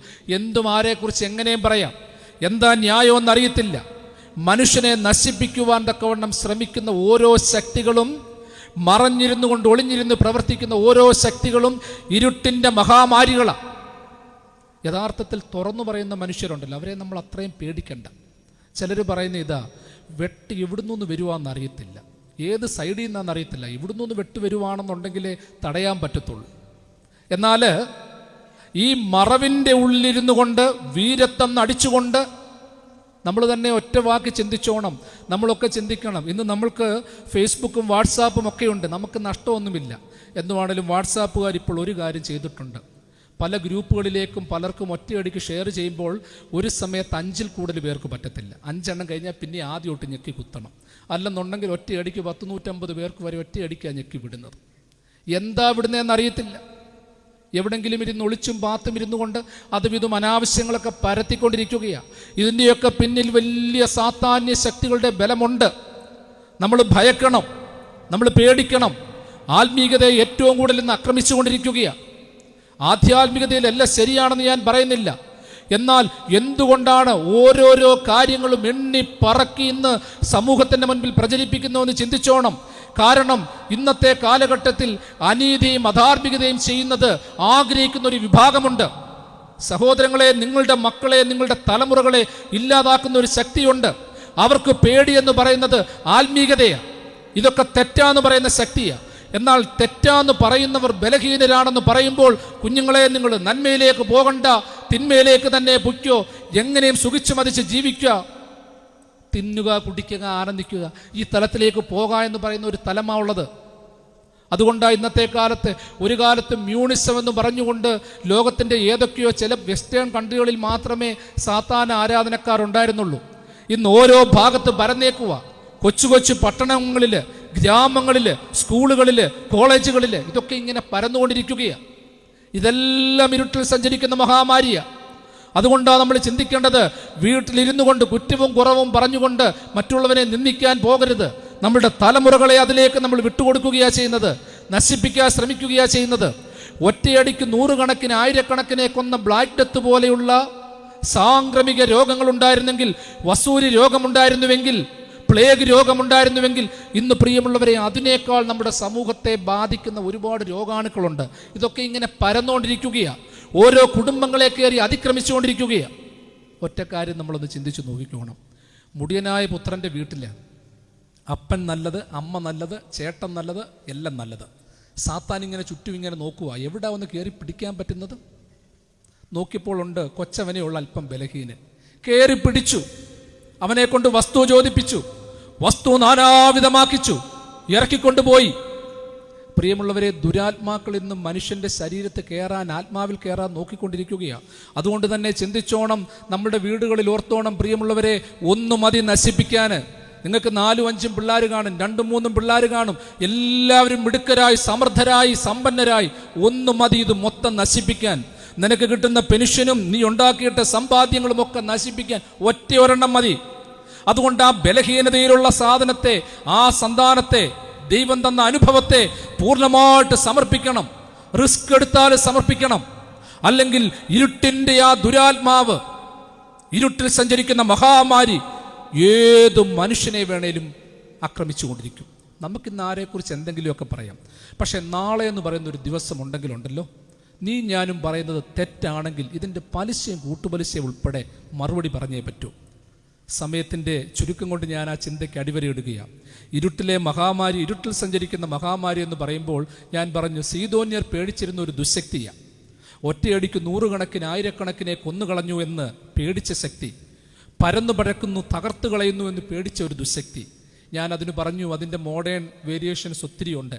പടർന്നു പിടിക്കുന്ന അസുഖങ്ങളും രോഗാണുക്കളും ഒക്കെ അതിന് കാരണമായി അവർ പേടിച്ചിരുന്ന ശക്തിയായെന്ന് പറയുകയാണ്. ഇവിടെ മോശയോട് ദൈവം പറഞ്ഞു കൊടുത്തു, മോശ പറഞ്ഞു കൊടുത്തു, നീ പേടിക്കണ്ട, അന്ധവിശ്വാസങ്ങളെ പേടിക്കണ്ട, ഒറ്റപ്പെടലിൻ്റെ നൊമ്പരങ്ങളെ പേടിക്കണ്ട, മാരക രോഗങ്ങളെ ഭയക്കണ്ട. അതുകൊണ്ടാണ് പറയുന്നത്, ഒരനർത്ഥവും നിനക്ക് ഭവിക്കയില്ല, ഒരു ബാധയും നിന്റെ കൂടാരത്തിന് അടുക്കയില്ല. ഇല്ല സഹോദരങ്ങളെ, ദൈവം അത് പറഞ്ഞത്, നിനക്കൊരനർത്ഥവും ഭവിക്കയില്ല. നമ്മൾ വിശ്വസിക്കണം. ദൈവം പറഞ്ഞിട്ടുണ്ടോ അത് അച്ചട്ട, അതിനപ്പുറത്തായിട്ട് യാതൊരു മാറ്റവുമില്ല. ഞാൻ 3ാമത്തെ ചിന്തയ്ക്ക് അടിവരയിടുകയാണ്. അവസാനമായിട്ട് ഒരു ചിന്തയോടി പറഞ്ഞു വാക്കുകളെ ഉപസംഹരിക്കട്ടെ. ഉച്ചയ്ക്ക് നശിപ്പിക്കുന്ന സംഹാരത്തെ നിനക്ക് പേടിക്കാനില്ല. ഒന്ന് രാത്രിയിലെ ഭയം, പകലിലെ അസ്ത്രം, ഇരുട്ടിൽ സഞ്ചരിക്കുന്ന മഹാമാരി, ഉച്ചയ്ക്ക് നശിപ്പിക്കുന്ന സംഹാരം. എന്താ ഈ സംഗതി എന്നറിയാമോ? മോവാബിരും അമ്മോന്യരും സീദോന്യരുമൊക്കെ പൊതുവായി ഭയന്നിരുന്നൊരു ദുശക്തി നട്ടുച്ചയ്ക്ക് ഭീതിപ്പെടുത്തുന്ന ശബ്ദത്തോടും കാറ്റോടും കൂടി പറന്നു വന്ന് മനുഷ്യനെ ഇല്ലായ്മപ്പെടുത്തുന്ന ഒരു ശക്തി, നൊമ്പരപ്പെടുത്തുന്ന ശക്തി, തലകറക്കുന്ന ശക്തി, പറത്തിക്കൊണ്ടുപോകുന്ന ശക്തി. എല്ലാ ദുശക്തികളെ പോലെ ഇതിനും ക്ഷേത്രങ്ങളുണ്ട്, ഇതിനും ബലിയുണ്ട്, ഇതിന് നേതാക്കന്മാരുണ്ട്, ആജ്ഞാനുവർത്തികളുണ്ട്, എല്ലാമുണ്ട്. ഇസ്രായേൽ മക്കൾ നട്ടുച്ചയ്ക്ക് കടന്നുപോയപ്പോൾ ഇവരെല്ലാം തടഞ്ഞുകൊണ്ട് പറഞ്ഞു, നിങ്ങൾ നട്ടുച്ചയ്ക്ക് പോകല്ലേ, പ്രശ്നമാണ്. നമ്മളും പണ്ടത്തെ കാലത്തൊക്കെ പറയത്തില്ല, ആരെങ്കിലും കുളിക്കാൻ വെള്ളിയാഴ്ച ഉച്ചയ്ക്ക് കുളിക്കാൻ പോയാൽ പറയും, അയ്യോ ഇന്നാരും വെള്ളിയാഴ്ച ഉച്ചയാണ് കുളിക്കത്തില്ല, ആറ്റിലിറങ്ങരുത്, തോട്ടിലിറങ്ങരുത്. അല്ലെങ്കിൽ ഇന്ന് വെള്ളിയാഴ്ചയാണ്, ഇന്ന് ഒറ്റയ്ക്ക് പോകരുത്, ഇന്ന് ദുശക്തികളൊക്കെ ഇറങ്ങുന്ന ദിവസമാണ്. നമ്മളൊക്കെ ഒരുപാട് പേടിച്ചിട്ടുണ്ടല്ലോ, പിള്ളേരെയൊക്കെ പേടിപ്പിച്ചിട്ടുണ്ട്. ചില പ്രത്യേക സ്ഥാനങ്ങളിൽ കൂടി പോലും നമ്മൾ പോകാതിരുന്നിട്ടുണ്ട്. എന്താ ഉച്ചയ്ക്ക് നശിപ്പിക്കുന്ന സംഹാരം? ഇന്ന് മോഡേൺ തിയോളോജിയൻസ് അതിന് വിശദമായൊരു വ്യാഖ്യാനം കൊടുക്കുന്നുണ്ട്. അവർ പറയുന്നത് പ്രത്യേകിച്ചും മരുഭൂമിയാണ്, മണൽക്കാറ്റ് പോലെയുള്ള ഒരുപാട് സംഗതികളുണ്ട്. പ്രത്യേകിച്ച് മണൽക്കാറ്റ് എവിടെ എങ്ങനെ വീശുമെന്നൊന്നും അറിയത്തില്ല. ഈ മണൽക്കാറ്റിലൊക്കെ പെട്ടുപോയി കഴിഞ്ഞാൽ മൃഗജാലങ്ങൾ പേടിച്ചോടും, മനുഷ്യര് പ്രശ്നമുണ്ടാകും, കുഞ്ഞുങ്ങൾ തളർന്നു വീഴും, അതികഠിനമായ ബുദ്ധിമുട്ടുകൾ ഉണ്ടാകും. ഇതൊക്കെ ഒരുപക്ഷെ അതിൻ്റെ പ്രശ്നങ്ങളാണ്. ഇനിയും പിന്നെയും പറയുന്നുണ്ട്, അതിശക്തമായ സൂര്യാഘാതമായിരിക്കാം ഈ പകൽ ഉച്ചയ്ക്ക് നശിപ്പിക്കുന്ന സംഹാരം. മരുഭൂമിയിലൂടെ ഉച്ചയ്ക്ക് പോകുമ്പോൾ ഉണ്ടാകുന്ന അതിശക്തമായ ചൂട്, അതിശക്തമായ വീഴ്ചകൾ. ഇന്ന് നമുക്കറിയാം, ഇന്ന് ചൂട് വർദ്ധിച്ചുകൊണ്ടിരിക്കുകയാണ്. ഇടയ്ക്കിടയ്ക്ക് സൂര്യാഘാതം ഉണ്ടാകാറുണ്ട്. താപം വർദ്ധിക്കുമ്പോൾ ശരീരത്തിൽ ചില പാടുകൾ വരാറുണ്ട്, അതിൽപ്പെട്ട് മരണപ്പെടാറുണ്ട്. അതുകൊണ്ട് തന്നെ പല രാജ്യങ്ങളിലും പലയിടത്തും ഇത്ര മണി തൊട്ട് ഇത്ര മണി വരെ പണിയാവൂ എന്ന് പറഞ്ഞിട്ടുണ്ട്. ഇന്ന സമയത്ത് പണിക്ക് ഇറങ്ങരുതെന്ന് പറയുന്നുണ്ട്. ഇതിനെല്ലാം പഠനങ്ങളും വ്യാഖ്യാനങ്ങളുമുണ്ട്. ഉച്ചയ്ക്ക് നശിപ്പിക്കുന്ന സംഹാരമായിട്ട് മോവാബിരും അമ്മോന്യരും സീദോന്യരും അന്ന് അന്ധവിശ്വാസത്തിൻ്റെ ഭാഗമായി ചില ശക്തികളുടെ മേലവയെ അടിച്ചേൽപ്പിച്ചപ്പോൾ, ഇന്ന് ആധുനിക ചിന്തകൾ വന്നപ്പോഴത്തേക്ക് പരിസ്ഥിതിമാനങ്ങൾ അതിൻ്റെ അകത്ത് ഒത്തിരിയുണ്ട്, പ്രകൃതി പ്രക്ഷോഭങ്ങൾ അതിൻ്റെ പിന്നിലുണ്ട്. അതേ പ്രിയമുള്ളവരെ, മരങ്ങളൊക്കെ വെട്ടി നശിപ്പിച്ചുകൊണ്ടിരിക്കുകയാണ്. ഒരു മരവും ഇന്ന് വേണ്ട നമുക്ക്. കിണറുകളിൽ വെള്ളം താണുകൊണ്ടിരിക്കുകയാണ്. ഇപ്രാവശ്യം വെള്ളം പൊങ്ങി, എന്തുമാത്രം വെള്ളമാ വന്നത്! ഒരുപാട് ഉപദ്രവമുണ്ടായി. ഈ വെള്ളമൊക്കെ എങ്ങോട്ട് പോയെന്ന് നമ്മൾ ചിന്തിച്ചിട്ടുണ്ടോ? പമ്പയാറിലും അച്ചൻകോവിലാറിലും നദികൾ പെരുകിക്കൊണ്ട്, കരകൾ പെരുകിക്കൊണ്ടാ വെള്ളത്തിൻ്റെ ഒഴുക്കുണ്ടായത്. ഇതെങ്ങോട്ടാ പോയത്? പല പ്രദേശങ്ങളും പൂർണ്ണമായ വെള്ളത്തിനടിയിലായി. അതിൻ്റെ പിറ്റേ ആഴ്ച തൊട്ട് നദികളൊക്കെ ഞാനൊന്നും അറിഞ്ഞില്ലേ രാമനാരായണ എന്നുള്ള രീതിയിൽ ഇങ്ങനെ പതുക്കെ ഒഴുകിക്കൊണ്ടിരിക്കുകയാണ്. ഒരു മഴ കിട്ടിയതായിട്ട് തോന്നുന്നില്ല. കുന്നുകളിലും മലകളിലുമൊക്കെ വെള്ളത്തിന് ക്ഷാമം ഇപ്പോൾ തന്നെ കണ്ടു തുടങ്ങി. പകലൊക്കെ എന്തോ ഒരു ചൂടാണ്. ഇതൊക്കെ നമ്മൾ വായിക്കുമ്പോൾ ഒരു കാര്യം ഓർത്തോണം, നമ്മളുടെ പൗരസ്ത്യ ആത്മീയതയുടെ പ്രത്യേകത ഇതാ. മരങ്ങൾ വെട്ടി നശിപ്പിക്കുന്നതും അല്ലെങ്കിൽ വെള്ളവും മറ്റും സൂക്ഷിച്ചുപയോഗിക്കാത്തതുമൊക്കെ യഥാർത്ഥത്തിൽ പകൽ പറക്കുന്ന, ഉച്ചയ്ക്ക് നശിപ്പിക്കുന്ന സംഹാരത്തിൻ്റെ അനുഭവമാണെന്ന് ഓർത്തുകൊള്ളണം. അതൊക്കെ നമ്മളെ ഇന്ന് ബാധിച്ചിരിക്കുകയാണ്. ചൂട് കൂടുമ്പോൾ ഉടനെ ഫാനിട്ടു, ചൂട് കുറഞ്ഞു, അല്ലെങ്കിൽ AC ഓണാക്കി, കുറഞ്ഞു. ഞാനൊരു ചിന്ത വായിച്ചിട്ടുള്ളത്, ഒരു തമാശ കലർന്ന ഒരു ആശയസമ്പുഷ്ടമായ ചിന്ത. ഒരു മനുഷ്യൻ പറയുകയാണ്, എൻ്റെ വീടിനോട് ചേർന്ന് നിന്നിരുന്ന 2 പ്ലാവും 1 മാവും 1 പുളിയും 1 തേക്കും ഞാൻ വെട്ടിവിറ്റു. എന്നിട്ട് വീടൊന്ന് പെയിൻറ്റ് ചെയ്ത് എൻ്റെ 2 മുറിയിൽ ഞാൻ AC വെച്ചു. അതായത് ഇത്രയും മരങ്ങളൊക്കെ ചുറ്റും ഇങ്ങനെ നിന്ന് നല്ല തണൽ കൊടുത്തുകൊണ്ടിരുന്ന ഒരു ചുറ്റുപാടാണ്. അതൊക്കെ ഞാൻ വെട്ടിവിറ്റ് അവിടെ AC വെച്ചു. ഇന്ന് ചൂട് വരുമ്പോൾ നമ്മൾ പെട്ടെന്ന് ഫാൻ ഇടുന്നു, AC ഇടുന്നു, കാറേ കയറിക്കഴിഞ്ഞാൽ ഉടനെ AC ഇടുന്നു. ഇതിനെയൊക്കെ തൽക്കാലമായിട്ട് അതിജീവിക്കാൻ നമുക്കറിയാം. പക്ഷെ ഇതൊക്കെ പാരിസ്ഥിതികമായി നൽകുന്ന ആഘാതങ്ങൾ എത്രമാത്രം വലുതാണെന്ന് നമ്മൾ ഓർത്തുകൊള്ളണം. അത്തിമരം വെട്ടി നശിപ്പിക്കാൻ തക്കവണ്ണം തോട്ടക്കാരൻ പറഞ്ഞപ്പോൾ യജമാനൻ പറഞ്ഞപ്പോൾ തോട്ടക്കാരൻ പറയുന്നുണ്ട്, യജമാനനെ 1 വർഷം കൂടെ നിൽക്കട്ടെ, പാഴായി കണ്ട് വെട്ടി നശിപ്പിക്കണമെന്ന് യജമാനൻ പറഞ്ഞിട്ട് പോലും കേവലം ആ മരത്തെ വെട്ടി നശിപ്പിക്കരുതെന്ന് പറഞ്ഞ ഒരു തോട്ടക്കാരനുണ്ടായിരുന്നെങ്കിൽ നമ്മൾ ചില ഉത്തരവാദിത്തങ്ങളിലേക്ക് കടന്നു വരണം. പകൽ പറക്കുന്ന ആ ഉച്ചയ്ക്ക് നശിപ്പിക്കുന്ന അതിശക്തമായ സംഹാരം അതികഠിനമായ ചൂടായി ക്ഷീണമായി അസുഖമായിട്ട് പറന്നു വരികയാണ്. കൊച്ചു കുഞ്ഞുങ്ങളൊക്കെ എത്രയോ ബുദ്ധിമുട്ടുന്നുണ്ട്. രോഗാവസ്ഥയിലുള്ളവർ പ്രയാസപ്പെടുന്നുണ്ട്. ഫാനിടാതെ കിടക്കാൻ പറ്റാത്തതായ അനുഭവങ്ങൾ. നമ്മൾ പേടിച്ചേ പറ്റൂ, ഭയന്നേ പറ്റൂ. നമ്മൾ എന്ത് ചെയ്യണം? നമ്മൾ അറിയാവുന്ന കാര്യമാണ് ഞാൻ പറയുന്നത്. വെള്ളമൊക്കെ സൂക്ഷിച്ചുപയോഗിക്കണം, ഒന്നും പാഴാക്കരുത്. ദൈവമേ, ഓരോ തുള്ളി വെള്ളവും ഓരോ തുള്ളി ചോരയ്ക്ക് സമാനമാണെന്ന് ഓർത്തോണം. ചോരയുടെ ആസ്വാദനത്തോടുകൂടി സുഗന്ധദ്രവ്യം പോലെ വെള്ളത്തെ സ്വീകരിക്കണം. അതുകൊണ്ട് നിൽക്കരുത്. മരങ്ങൾ നട്ടുപിടിപ്പിക്കണം. ഈ വചനം കേട്ടിട്ട് പോകുമ്പോൾ ദൈവമേ, എന്താ വചനത്തിലൂടെ പറയുന്നത്? പറ്റുന്ന മരങ്ങളൊക്കെ വെച്ച് പിടിപ്പിക്കണം. സസ്യലതാദികൾ വളരണം, കാവുകൾ ഉണ്ടാകണം, ജലാശയങ്ങൾ ഉണ്ടാകണം. ഇതൊക്കെ ഉണ്ടായില്ല എന്നുണ്ടെങ്കിൽ ഈ ഭൂമി നിലനിൽക്കില്ല. ONV കുറിപ്പ് പാടിയതുപോലെ ഇനിയും മരിക്കാത്ത ഭൂമി എന്ന് തുടങ്ങുന്ന പാട്ട് പാടേണ്ടി വരും നമ്മൾ. അതൊക്കെ പ്രവചനം പോലെ പാടിയതാ, ONV പണ്ട് പാടിയതാ. എത്രയോ അനുഭവങ്ങളാണ് വരുന്നത്. പാടമില്ലാത്ത, കൃഷിവകകളില്ലാത്ത, മരങ്ങളില്ലാത്ത, ശുദ്ധവായു ഇല്ലാത്ത ഈ ഭൂമിയിൽ പ്രിയമുള്ളവരെ നമ്മൾക്ക് പിന്നെ എന്താ വിലയുള്ളത്? ഒരു തണൽ തരുന്നതാരാ? സമയത്തിൻ്റെ ചുരുക്കം കൊണ്ട് ഞാൻ അതിനെക്കുറിച്ച് ഒരുപാട് പറയുന്നില്ല. നിങ്ങൾക്ക് ഹോംവർക്ക് പോലെ തരികയാണ്. ഇതിൻ്റെ ആധ്യാത്മികമായ കുടുംബപരമായ അർത്ഥം എന്താണ്? പകൽ പറക്കും ഉച്ചയ്ക്ക് നശിപ്പിക്കുന്ന സംഹാരം. ഉച്ചയെന്ന് പറയുന്നത് പ്രിയമുള്ളവരെ നമ്മുടെയൊക്കെ ജീവിതത്തിലെ ഏറ്റവും വലിയ ഉയർച്ചയുടെ അനുഭവമാണ്. അതെ, നമ്മളിൽ പലരുമൊക്കെ വലിയ ഉച്ചയിലായി ഇപ്പം നിൽക്കുന്നത്, ഉച്ചസ്ഥായിലായി നിൽക്കുകയാണ്. കുഞ്ഞുങ്ങൾക്കൊക്കെ നല്ല ജോലിയായി, പണം ഒത്തിരിയായി, നല്ല വീട് വെച്ചു, വാഹനം വെച്ചു, ഒത്തിരി പഠിച്ചു, ലോകമൊക്കെ ഒരുപാട് വളർന്ന് ഉച്ചയിലായിരിക്കുകയാണ്. ചിലർ പറയാറുണ്ട്, എങ്ങനെ എന്തൊക്കെ സംഭവിക്കുന്നു എന്നറിഞ്ഞുകൂടാ. ലക്ഷങ്ങളിൽ ലാഭമുണ്ടായിരുന്ന, നീക്കിയിരിപ്പുണ്ടായിരുന്ന എൻ്റെ ബിസിനസ് ഇപ്പോൾ ഒന്നുമില്ലാതെ പോയി. നല്ല ഒന്നാന്തരം വീട്ടിൽ താമസിച്ചിരുന്ന ഞാനിന്ന് വാടകയ്ക്ക് താമസിക്കുകയാണ്. നന്നായി പഠിച്ചുകൊണ്ടിരുന്ന എൻ്റെ കുഞ്ഞിനിപ്പോൾ ഒന്നും പഠിക്കാൻ പറ്റുന്നില്ല. ഒരു വഴക്കുമില്ലാതിരുന്ന എൻ്റെ വീട്ടിൽ ഇപ്പം എപ്പോഴും വഴക്കാണ്. ഒന്നിനെക്കുറിച്ച് നിരാശയില്ലാതിരുന്ന എനിക്ക് എവിടെ നോക്കിയാലും നിരാശയാണ്. ഉച്ചയ്ക്ക് നശിപ്പിക്കുന്ന സംഹാരം നിന്നെ ബാധിച്ചു തുടങ്ങി. കാരണം നീ ദൈവത്തിൻ്റെ വെളിച്ചത്തെക്കാളും മറ്റു ചില വെളിച്ചങ്ങളുടെയൊക്കെ പിന്നാലെ പോയി. ഞാനും നിങ്ങളുമൊക്കെ പൊയ്ക്കൊണ്ടിരിക്കുകയാണ്. ഉദിച്ചുയരുന്ന നീതിസൂര്യനായ ദൈവമുണ്ട്. ആ ദൈവത്തെ വിട്ടരുതാത്ത പ്രവർത്തനങ്ങളൊക്കെ നമ്മൾ ഒരുപാട് ചെയ്യുന്നുണ്ട്. ഒന്ന് പേടിച്ചോണം, നിനക്ക് ദൈവം എല്ലാം തന്നു. നിന്നെ ഉച്ചയ്ക്ക് സ്ഥിരമായി, ഉച്ചയ്ക്ക് തുല്യമായി ശക്തമായിട്ട് ഉയർത്തി നിർത്തിയേക്കുക. നാളെ എന്തു വരുമെന്നറിഞ്ഞുകൂടാ. ഒറ്റ രോഗം മതി, എല്ലാം നഷ്ടപ്പെടാൻ അത് മതി. ഒരു ചെറിയ അസുഖമോ ഒരു വീഴ്ചയോ മതി നിന്റെ ഓർമ്മ മൊത്തം പോകാൻ. ആരോഗ്യമുണ്ടെങ്കിലും ഒരു ചെറിയ വേദന മതി, ഒരു പനി മതി ഓർമ്മയിൽ നിന്ന് അബോധാവസ്ഥയിലേക്ക് പോകാൻ, ഓടി നടക്കുന്ന അവസ്ഥയിൽ നിന്ന് തളർന്നു കിടക്കാൻ. എനിക്കൊരു കാര്യമേ പറയാനുള്ളൂ, എൻ്റെ ദൈവമേ, ഉച്ചയ്ക്ക് തുല്യമായി നിൽക്കുന്ന എൻ്റെ സഹോദരങ്ങളെ, എന്നെ നീ നശിപ്പിക്കരുതേ. ഞങ്ങൾക്ക് ബലഹീനതകളൊക്കെ ഒത്തിരിയുണ്ട്, കുറവുകളൊക്കെ ഒത്തിരിയുണ്ട്. ഏത് നിമിഷവും ഇതൊക്കെ എന്നെ നശിപ്പിക്കുമെന്ന് ഓർത്തോണം. ദൈവമേ, എൻ്റെ ഓർമ്മ സ്ഥിരമല്ല, എൻ്റെ ബുദ്ധി സ്ഥിരമല്ല, എൻ്റെ ശക്തി ശരിയല്ല, ഇതൊക്കെ നശിക്കും.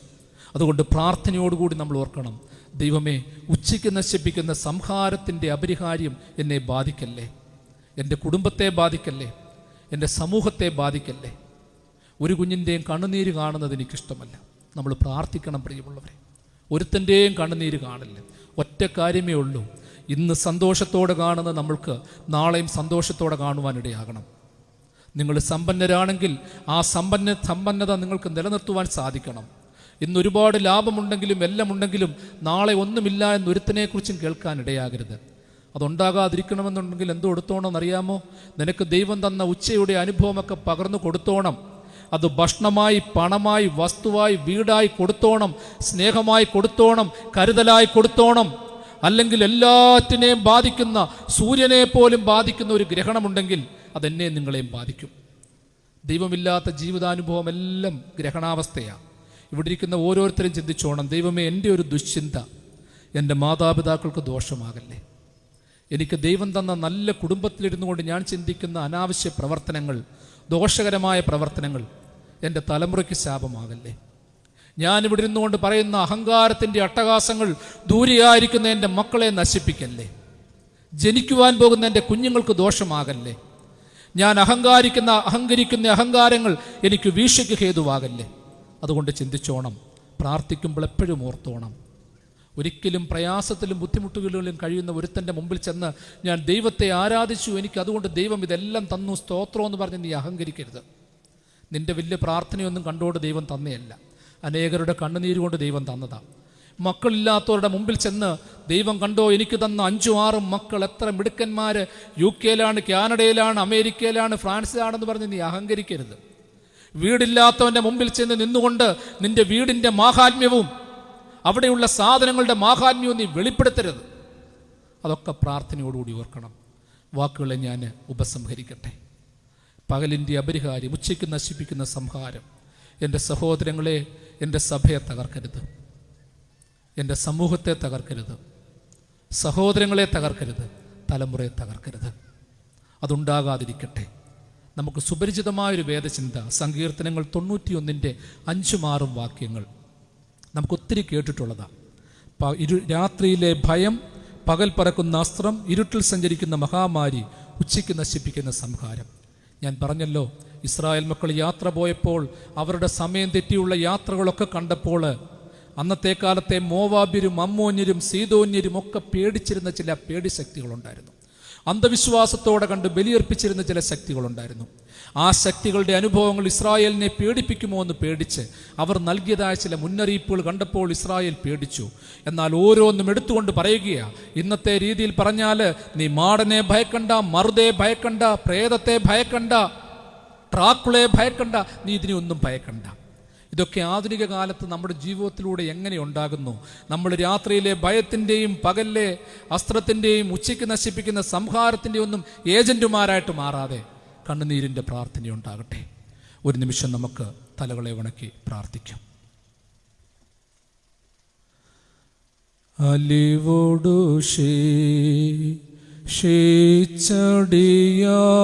ഷീച്ചടിയാരേ അരിശം നീ കേൾക്കേണമേ, നിന്നെ വിളിക്കുന്നേ നാഥ, നിന്നുദവിക്കായി ബലഹീനർ കർത്താവേ കാരുണ്യത്താൽ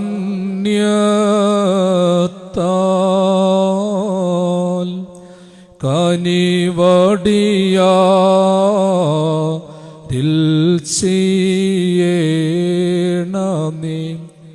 ഈ ശബ്ദത്തിൻ്റെ മറവിലായിരിക്കുന്ന, ഇതിൻ്റെ മുൻപിലായിരിക്കുന്ന എല്ലാവരും മറ്റെല്ലാ പരിപാടികളും മാറ്റിവെച്ച് തലകളെ വണക്കി കൈകൾ കൂപ്പി ഹൃദയത്തിൽ ആത്മനിറവ് ഉൾക്കൊണ്ടുകൊണ്ട് നമുക്കൊന്ന് ചേർന്ന് പ്രാർത്ഥിക്കാം. യേശുവേ, ദാവീദ് പുത്ര, പാപിയായ എന്നോട് കരുണ തോന്നണമേ. യേശുവേ, മഹോന്നതനായ ദൈവപുത്ര, പാപിയായ എന്നോട് കരുണ തോന്നണമേ. പിതാവാം ദൈവമേ, എന്നോട് കരുണ തോന്നണമേ. പുത്രനാം ദൈവമേ, എന്നോട് കരുണ തോന്നണമേ. പരിശുദ്ധ റൂഹായായ ദൈവമേ, എന്നോട് കരുണ തോന്നണമേ. തൃത്വ ദൈവമേ, എന്നോട് കരുണ തോന്നണമേ. വലിയവനായ ദൈവമേ, തിരുമുൻപാകെ തലവണങ്ങിയ ബലഹീനരും കുറവുള്ളവരുമായ ഞങ്ങളോട് കരുണ തോന്നണമേ. നിന്റെ സന്നിധിയിൽ ഞങ്ങളൊന്നുമില്ലാത്തവരാകുന്നു. എത്രയെത്ര കുറവുകൾ ദൈവമേ ഞങ്ങൾ ചെയ്തു. നിന്നെ അറിയാതെ ജീവിച്ച അനുഭവങ്ങൾ ഞങ്ങൾക്ക് ഒരുപാടുണ്ടായി. കർത്താവേ, നീതിക്കായിട്ടുള്ള അവസരങ്ങൾ ഉണ്ടായിട്ടും പശ്ചാത്തപിക്കാതെ അഹങ്കരിച്ചു പോയി. കർത്താവേ, പ്രാർത്ഥിക്കാനുള്ള താല്പര്യം നഷ്ടപ്പെട്ടു പോയി. നിന്നെ കണ്ട് ജീവിക്കാനുള്ള താല്പര്യം നഷ്ടപ്പെട്ടു പോയി. നീ ശക്തനാണെന്നറിഞ്ഞിട്ടും സ്നേഹിക്കുന്നവനാണെന്നറിഞ്ഞിട്ടും നിന്നെ അറിയാതെ ജീവിച്ചു പോയി. പൊന്നു തമ്പുരാനെ, കരുണ തോന്നണമേ. കണ്ണുനീർ തൂകുമ്പോൾ മനസ്സലിയുന്ന നിന്റെ സന്നിധിയിൽ ഞങ്ങളെയൊക്കെ സമർപ്പിക്കുന്നു. നിന്റെ തിരുമുൻപാകെ തലവണങ്ങിയിരിക്കുന്ന നിന്റെ മക്കള് വിവിധ പ്രതിസന്ധികളിലൂടെ കടന്നു പോകുന്നുണ്ട്. എന്നാൽ പ്രതിസന്ധികൾക്കപ്പുറത്ത് ജീവിക്കുന്ന നീ ഉള്ളതിനായിട്ട് ഞങ്ങൾ നിന്നെ സ്തുതിക്കുന്നു. നിന്റെ മക്കളുടെ ദാരിദ്ര്യത്തില്, രോഗദുഃഖാദികളില്, ഏകാന്തതകളില്, തെറ്റുകൾ ചെയ്യാനുള്ള സാഹചര്യങ്ങളില്, അഹങ്കരിച്ചു പോകുന്ന അനുഭവങ്ങളില് ദൈവമേ നീ കൂട്ടാകണമേ. ഞങ്ങളുടെ കുഞ്ഞുങ്ങളെയൊക്കെ അനുഗ്രഹിക്കണമേ. ഞങ്ങളുടെ യുവാക്കന്മാരെ അനുഗ്രഹിക്കണമേ. ക്ഷീണാവസ്ഥയിലായിരിക്കുന്നവരെ അനുഗ്രഹിക്കണമേ. ജീവിക്കുവാൻ ദൈവമേ ഒത്തിരി ഭാരങ്ങളിൽ ഇടപെടുന്നവരെ ഓർത്ത് പ്രാർത്ഥിക്കുന്നു. എല്ലാം ഉണ്ടായിട്ടും സന്തോഷം നഷ്ടപ്പെട്ടവർക്ക് വേണ്ടി പ്രാർത്ഥിക്കുന്നു. ഞങ്ങളുടെ പ്രാർത്ഥനയിൽ സങ്കേതപ്പെടുന്ന, ആവശ്യപ്പെടുന്ന എല്ലാവരെയും ഓർക്കുന്നു. ദൈവമേ, ഇസ്രായേൽ അല്ലാത്തവർ മറ്റു പലതിനെയും പേടിച്ചെങ്കിലും ദൈവമേ ഇസ്രായേലിന് പേടിക്കണ്ടായല്ലോ. അവൻ ആഭിചാരം ഫലിക്കുകയില്ല, മന്ത്രവാദം അടുക്കുകയില്ല, ദുഷ്ടശക്തി അവൻ അടുക്കുകയില്ല. ദൈവമേ, നിന്റെ സ്നേഹത്തിന്റെ തണലുണ്ടല്ലോ. അത്യുന്നതനായ ദൈവമേ, നിന്റെ സ്നേഹത്തിന്റെ മറവിലായിരിക്കുവാൻ ഞങ്ങളെ സഹായിക്കണമേ. എല്ലാ സ്നേഹത്തിനു വേണ്ടി നിങ്ങൾ സമർപ്പിക്കുന്നു. ഈ കൺവെൻഷന് വേണ്ടി പ്രാർത്ഥിക്കുന്നു. നേതൃത്വം കൊടുക്കുന്ന മക്കൾക്ക് വേണ്ടി പ്രാർത്ഥിക്കുന്നു. നേർച്ചവാഴ്ചകൾ അർപ്പിക്കുന്നവർക്ക് വേണ്ടി പ്രാർത്ഥിക്കുന്നു. ദൈവമേ, എല്ലാ സഹോദരങ്ങൾക്കും ഇത് അനുഗ്രഹ വചനമായി തീരണമേ. നേതൃത്വം കൊടുത്തിട്ടുള്ള എല്ലാവരെയും ഓർക്കുന്നു. പൂർവ്വപിതാക്കന്മാരെയും ഞങ്ങളുടെ പറുദീസയിൽ ആശ്വസിപ്പിക്കണമേ. ഞങ്ങളുടെ തടവില്ലാതെ നിനക്കും നിന്റെ പിതാവിനും പരിശുദ്ധ റൂഹായ്ക്കും സ്തുതിയും സ്തോത്രവും കരേറ്റുവാനായിട്ട് തന്നെ. ആമീൻ.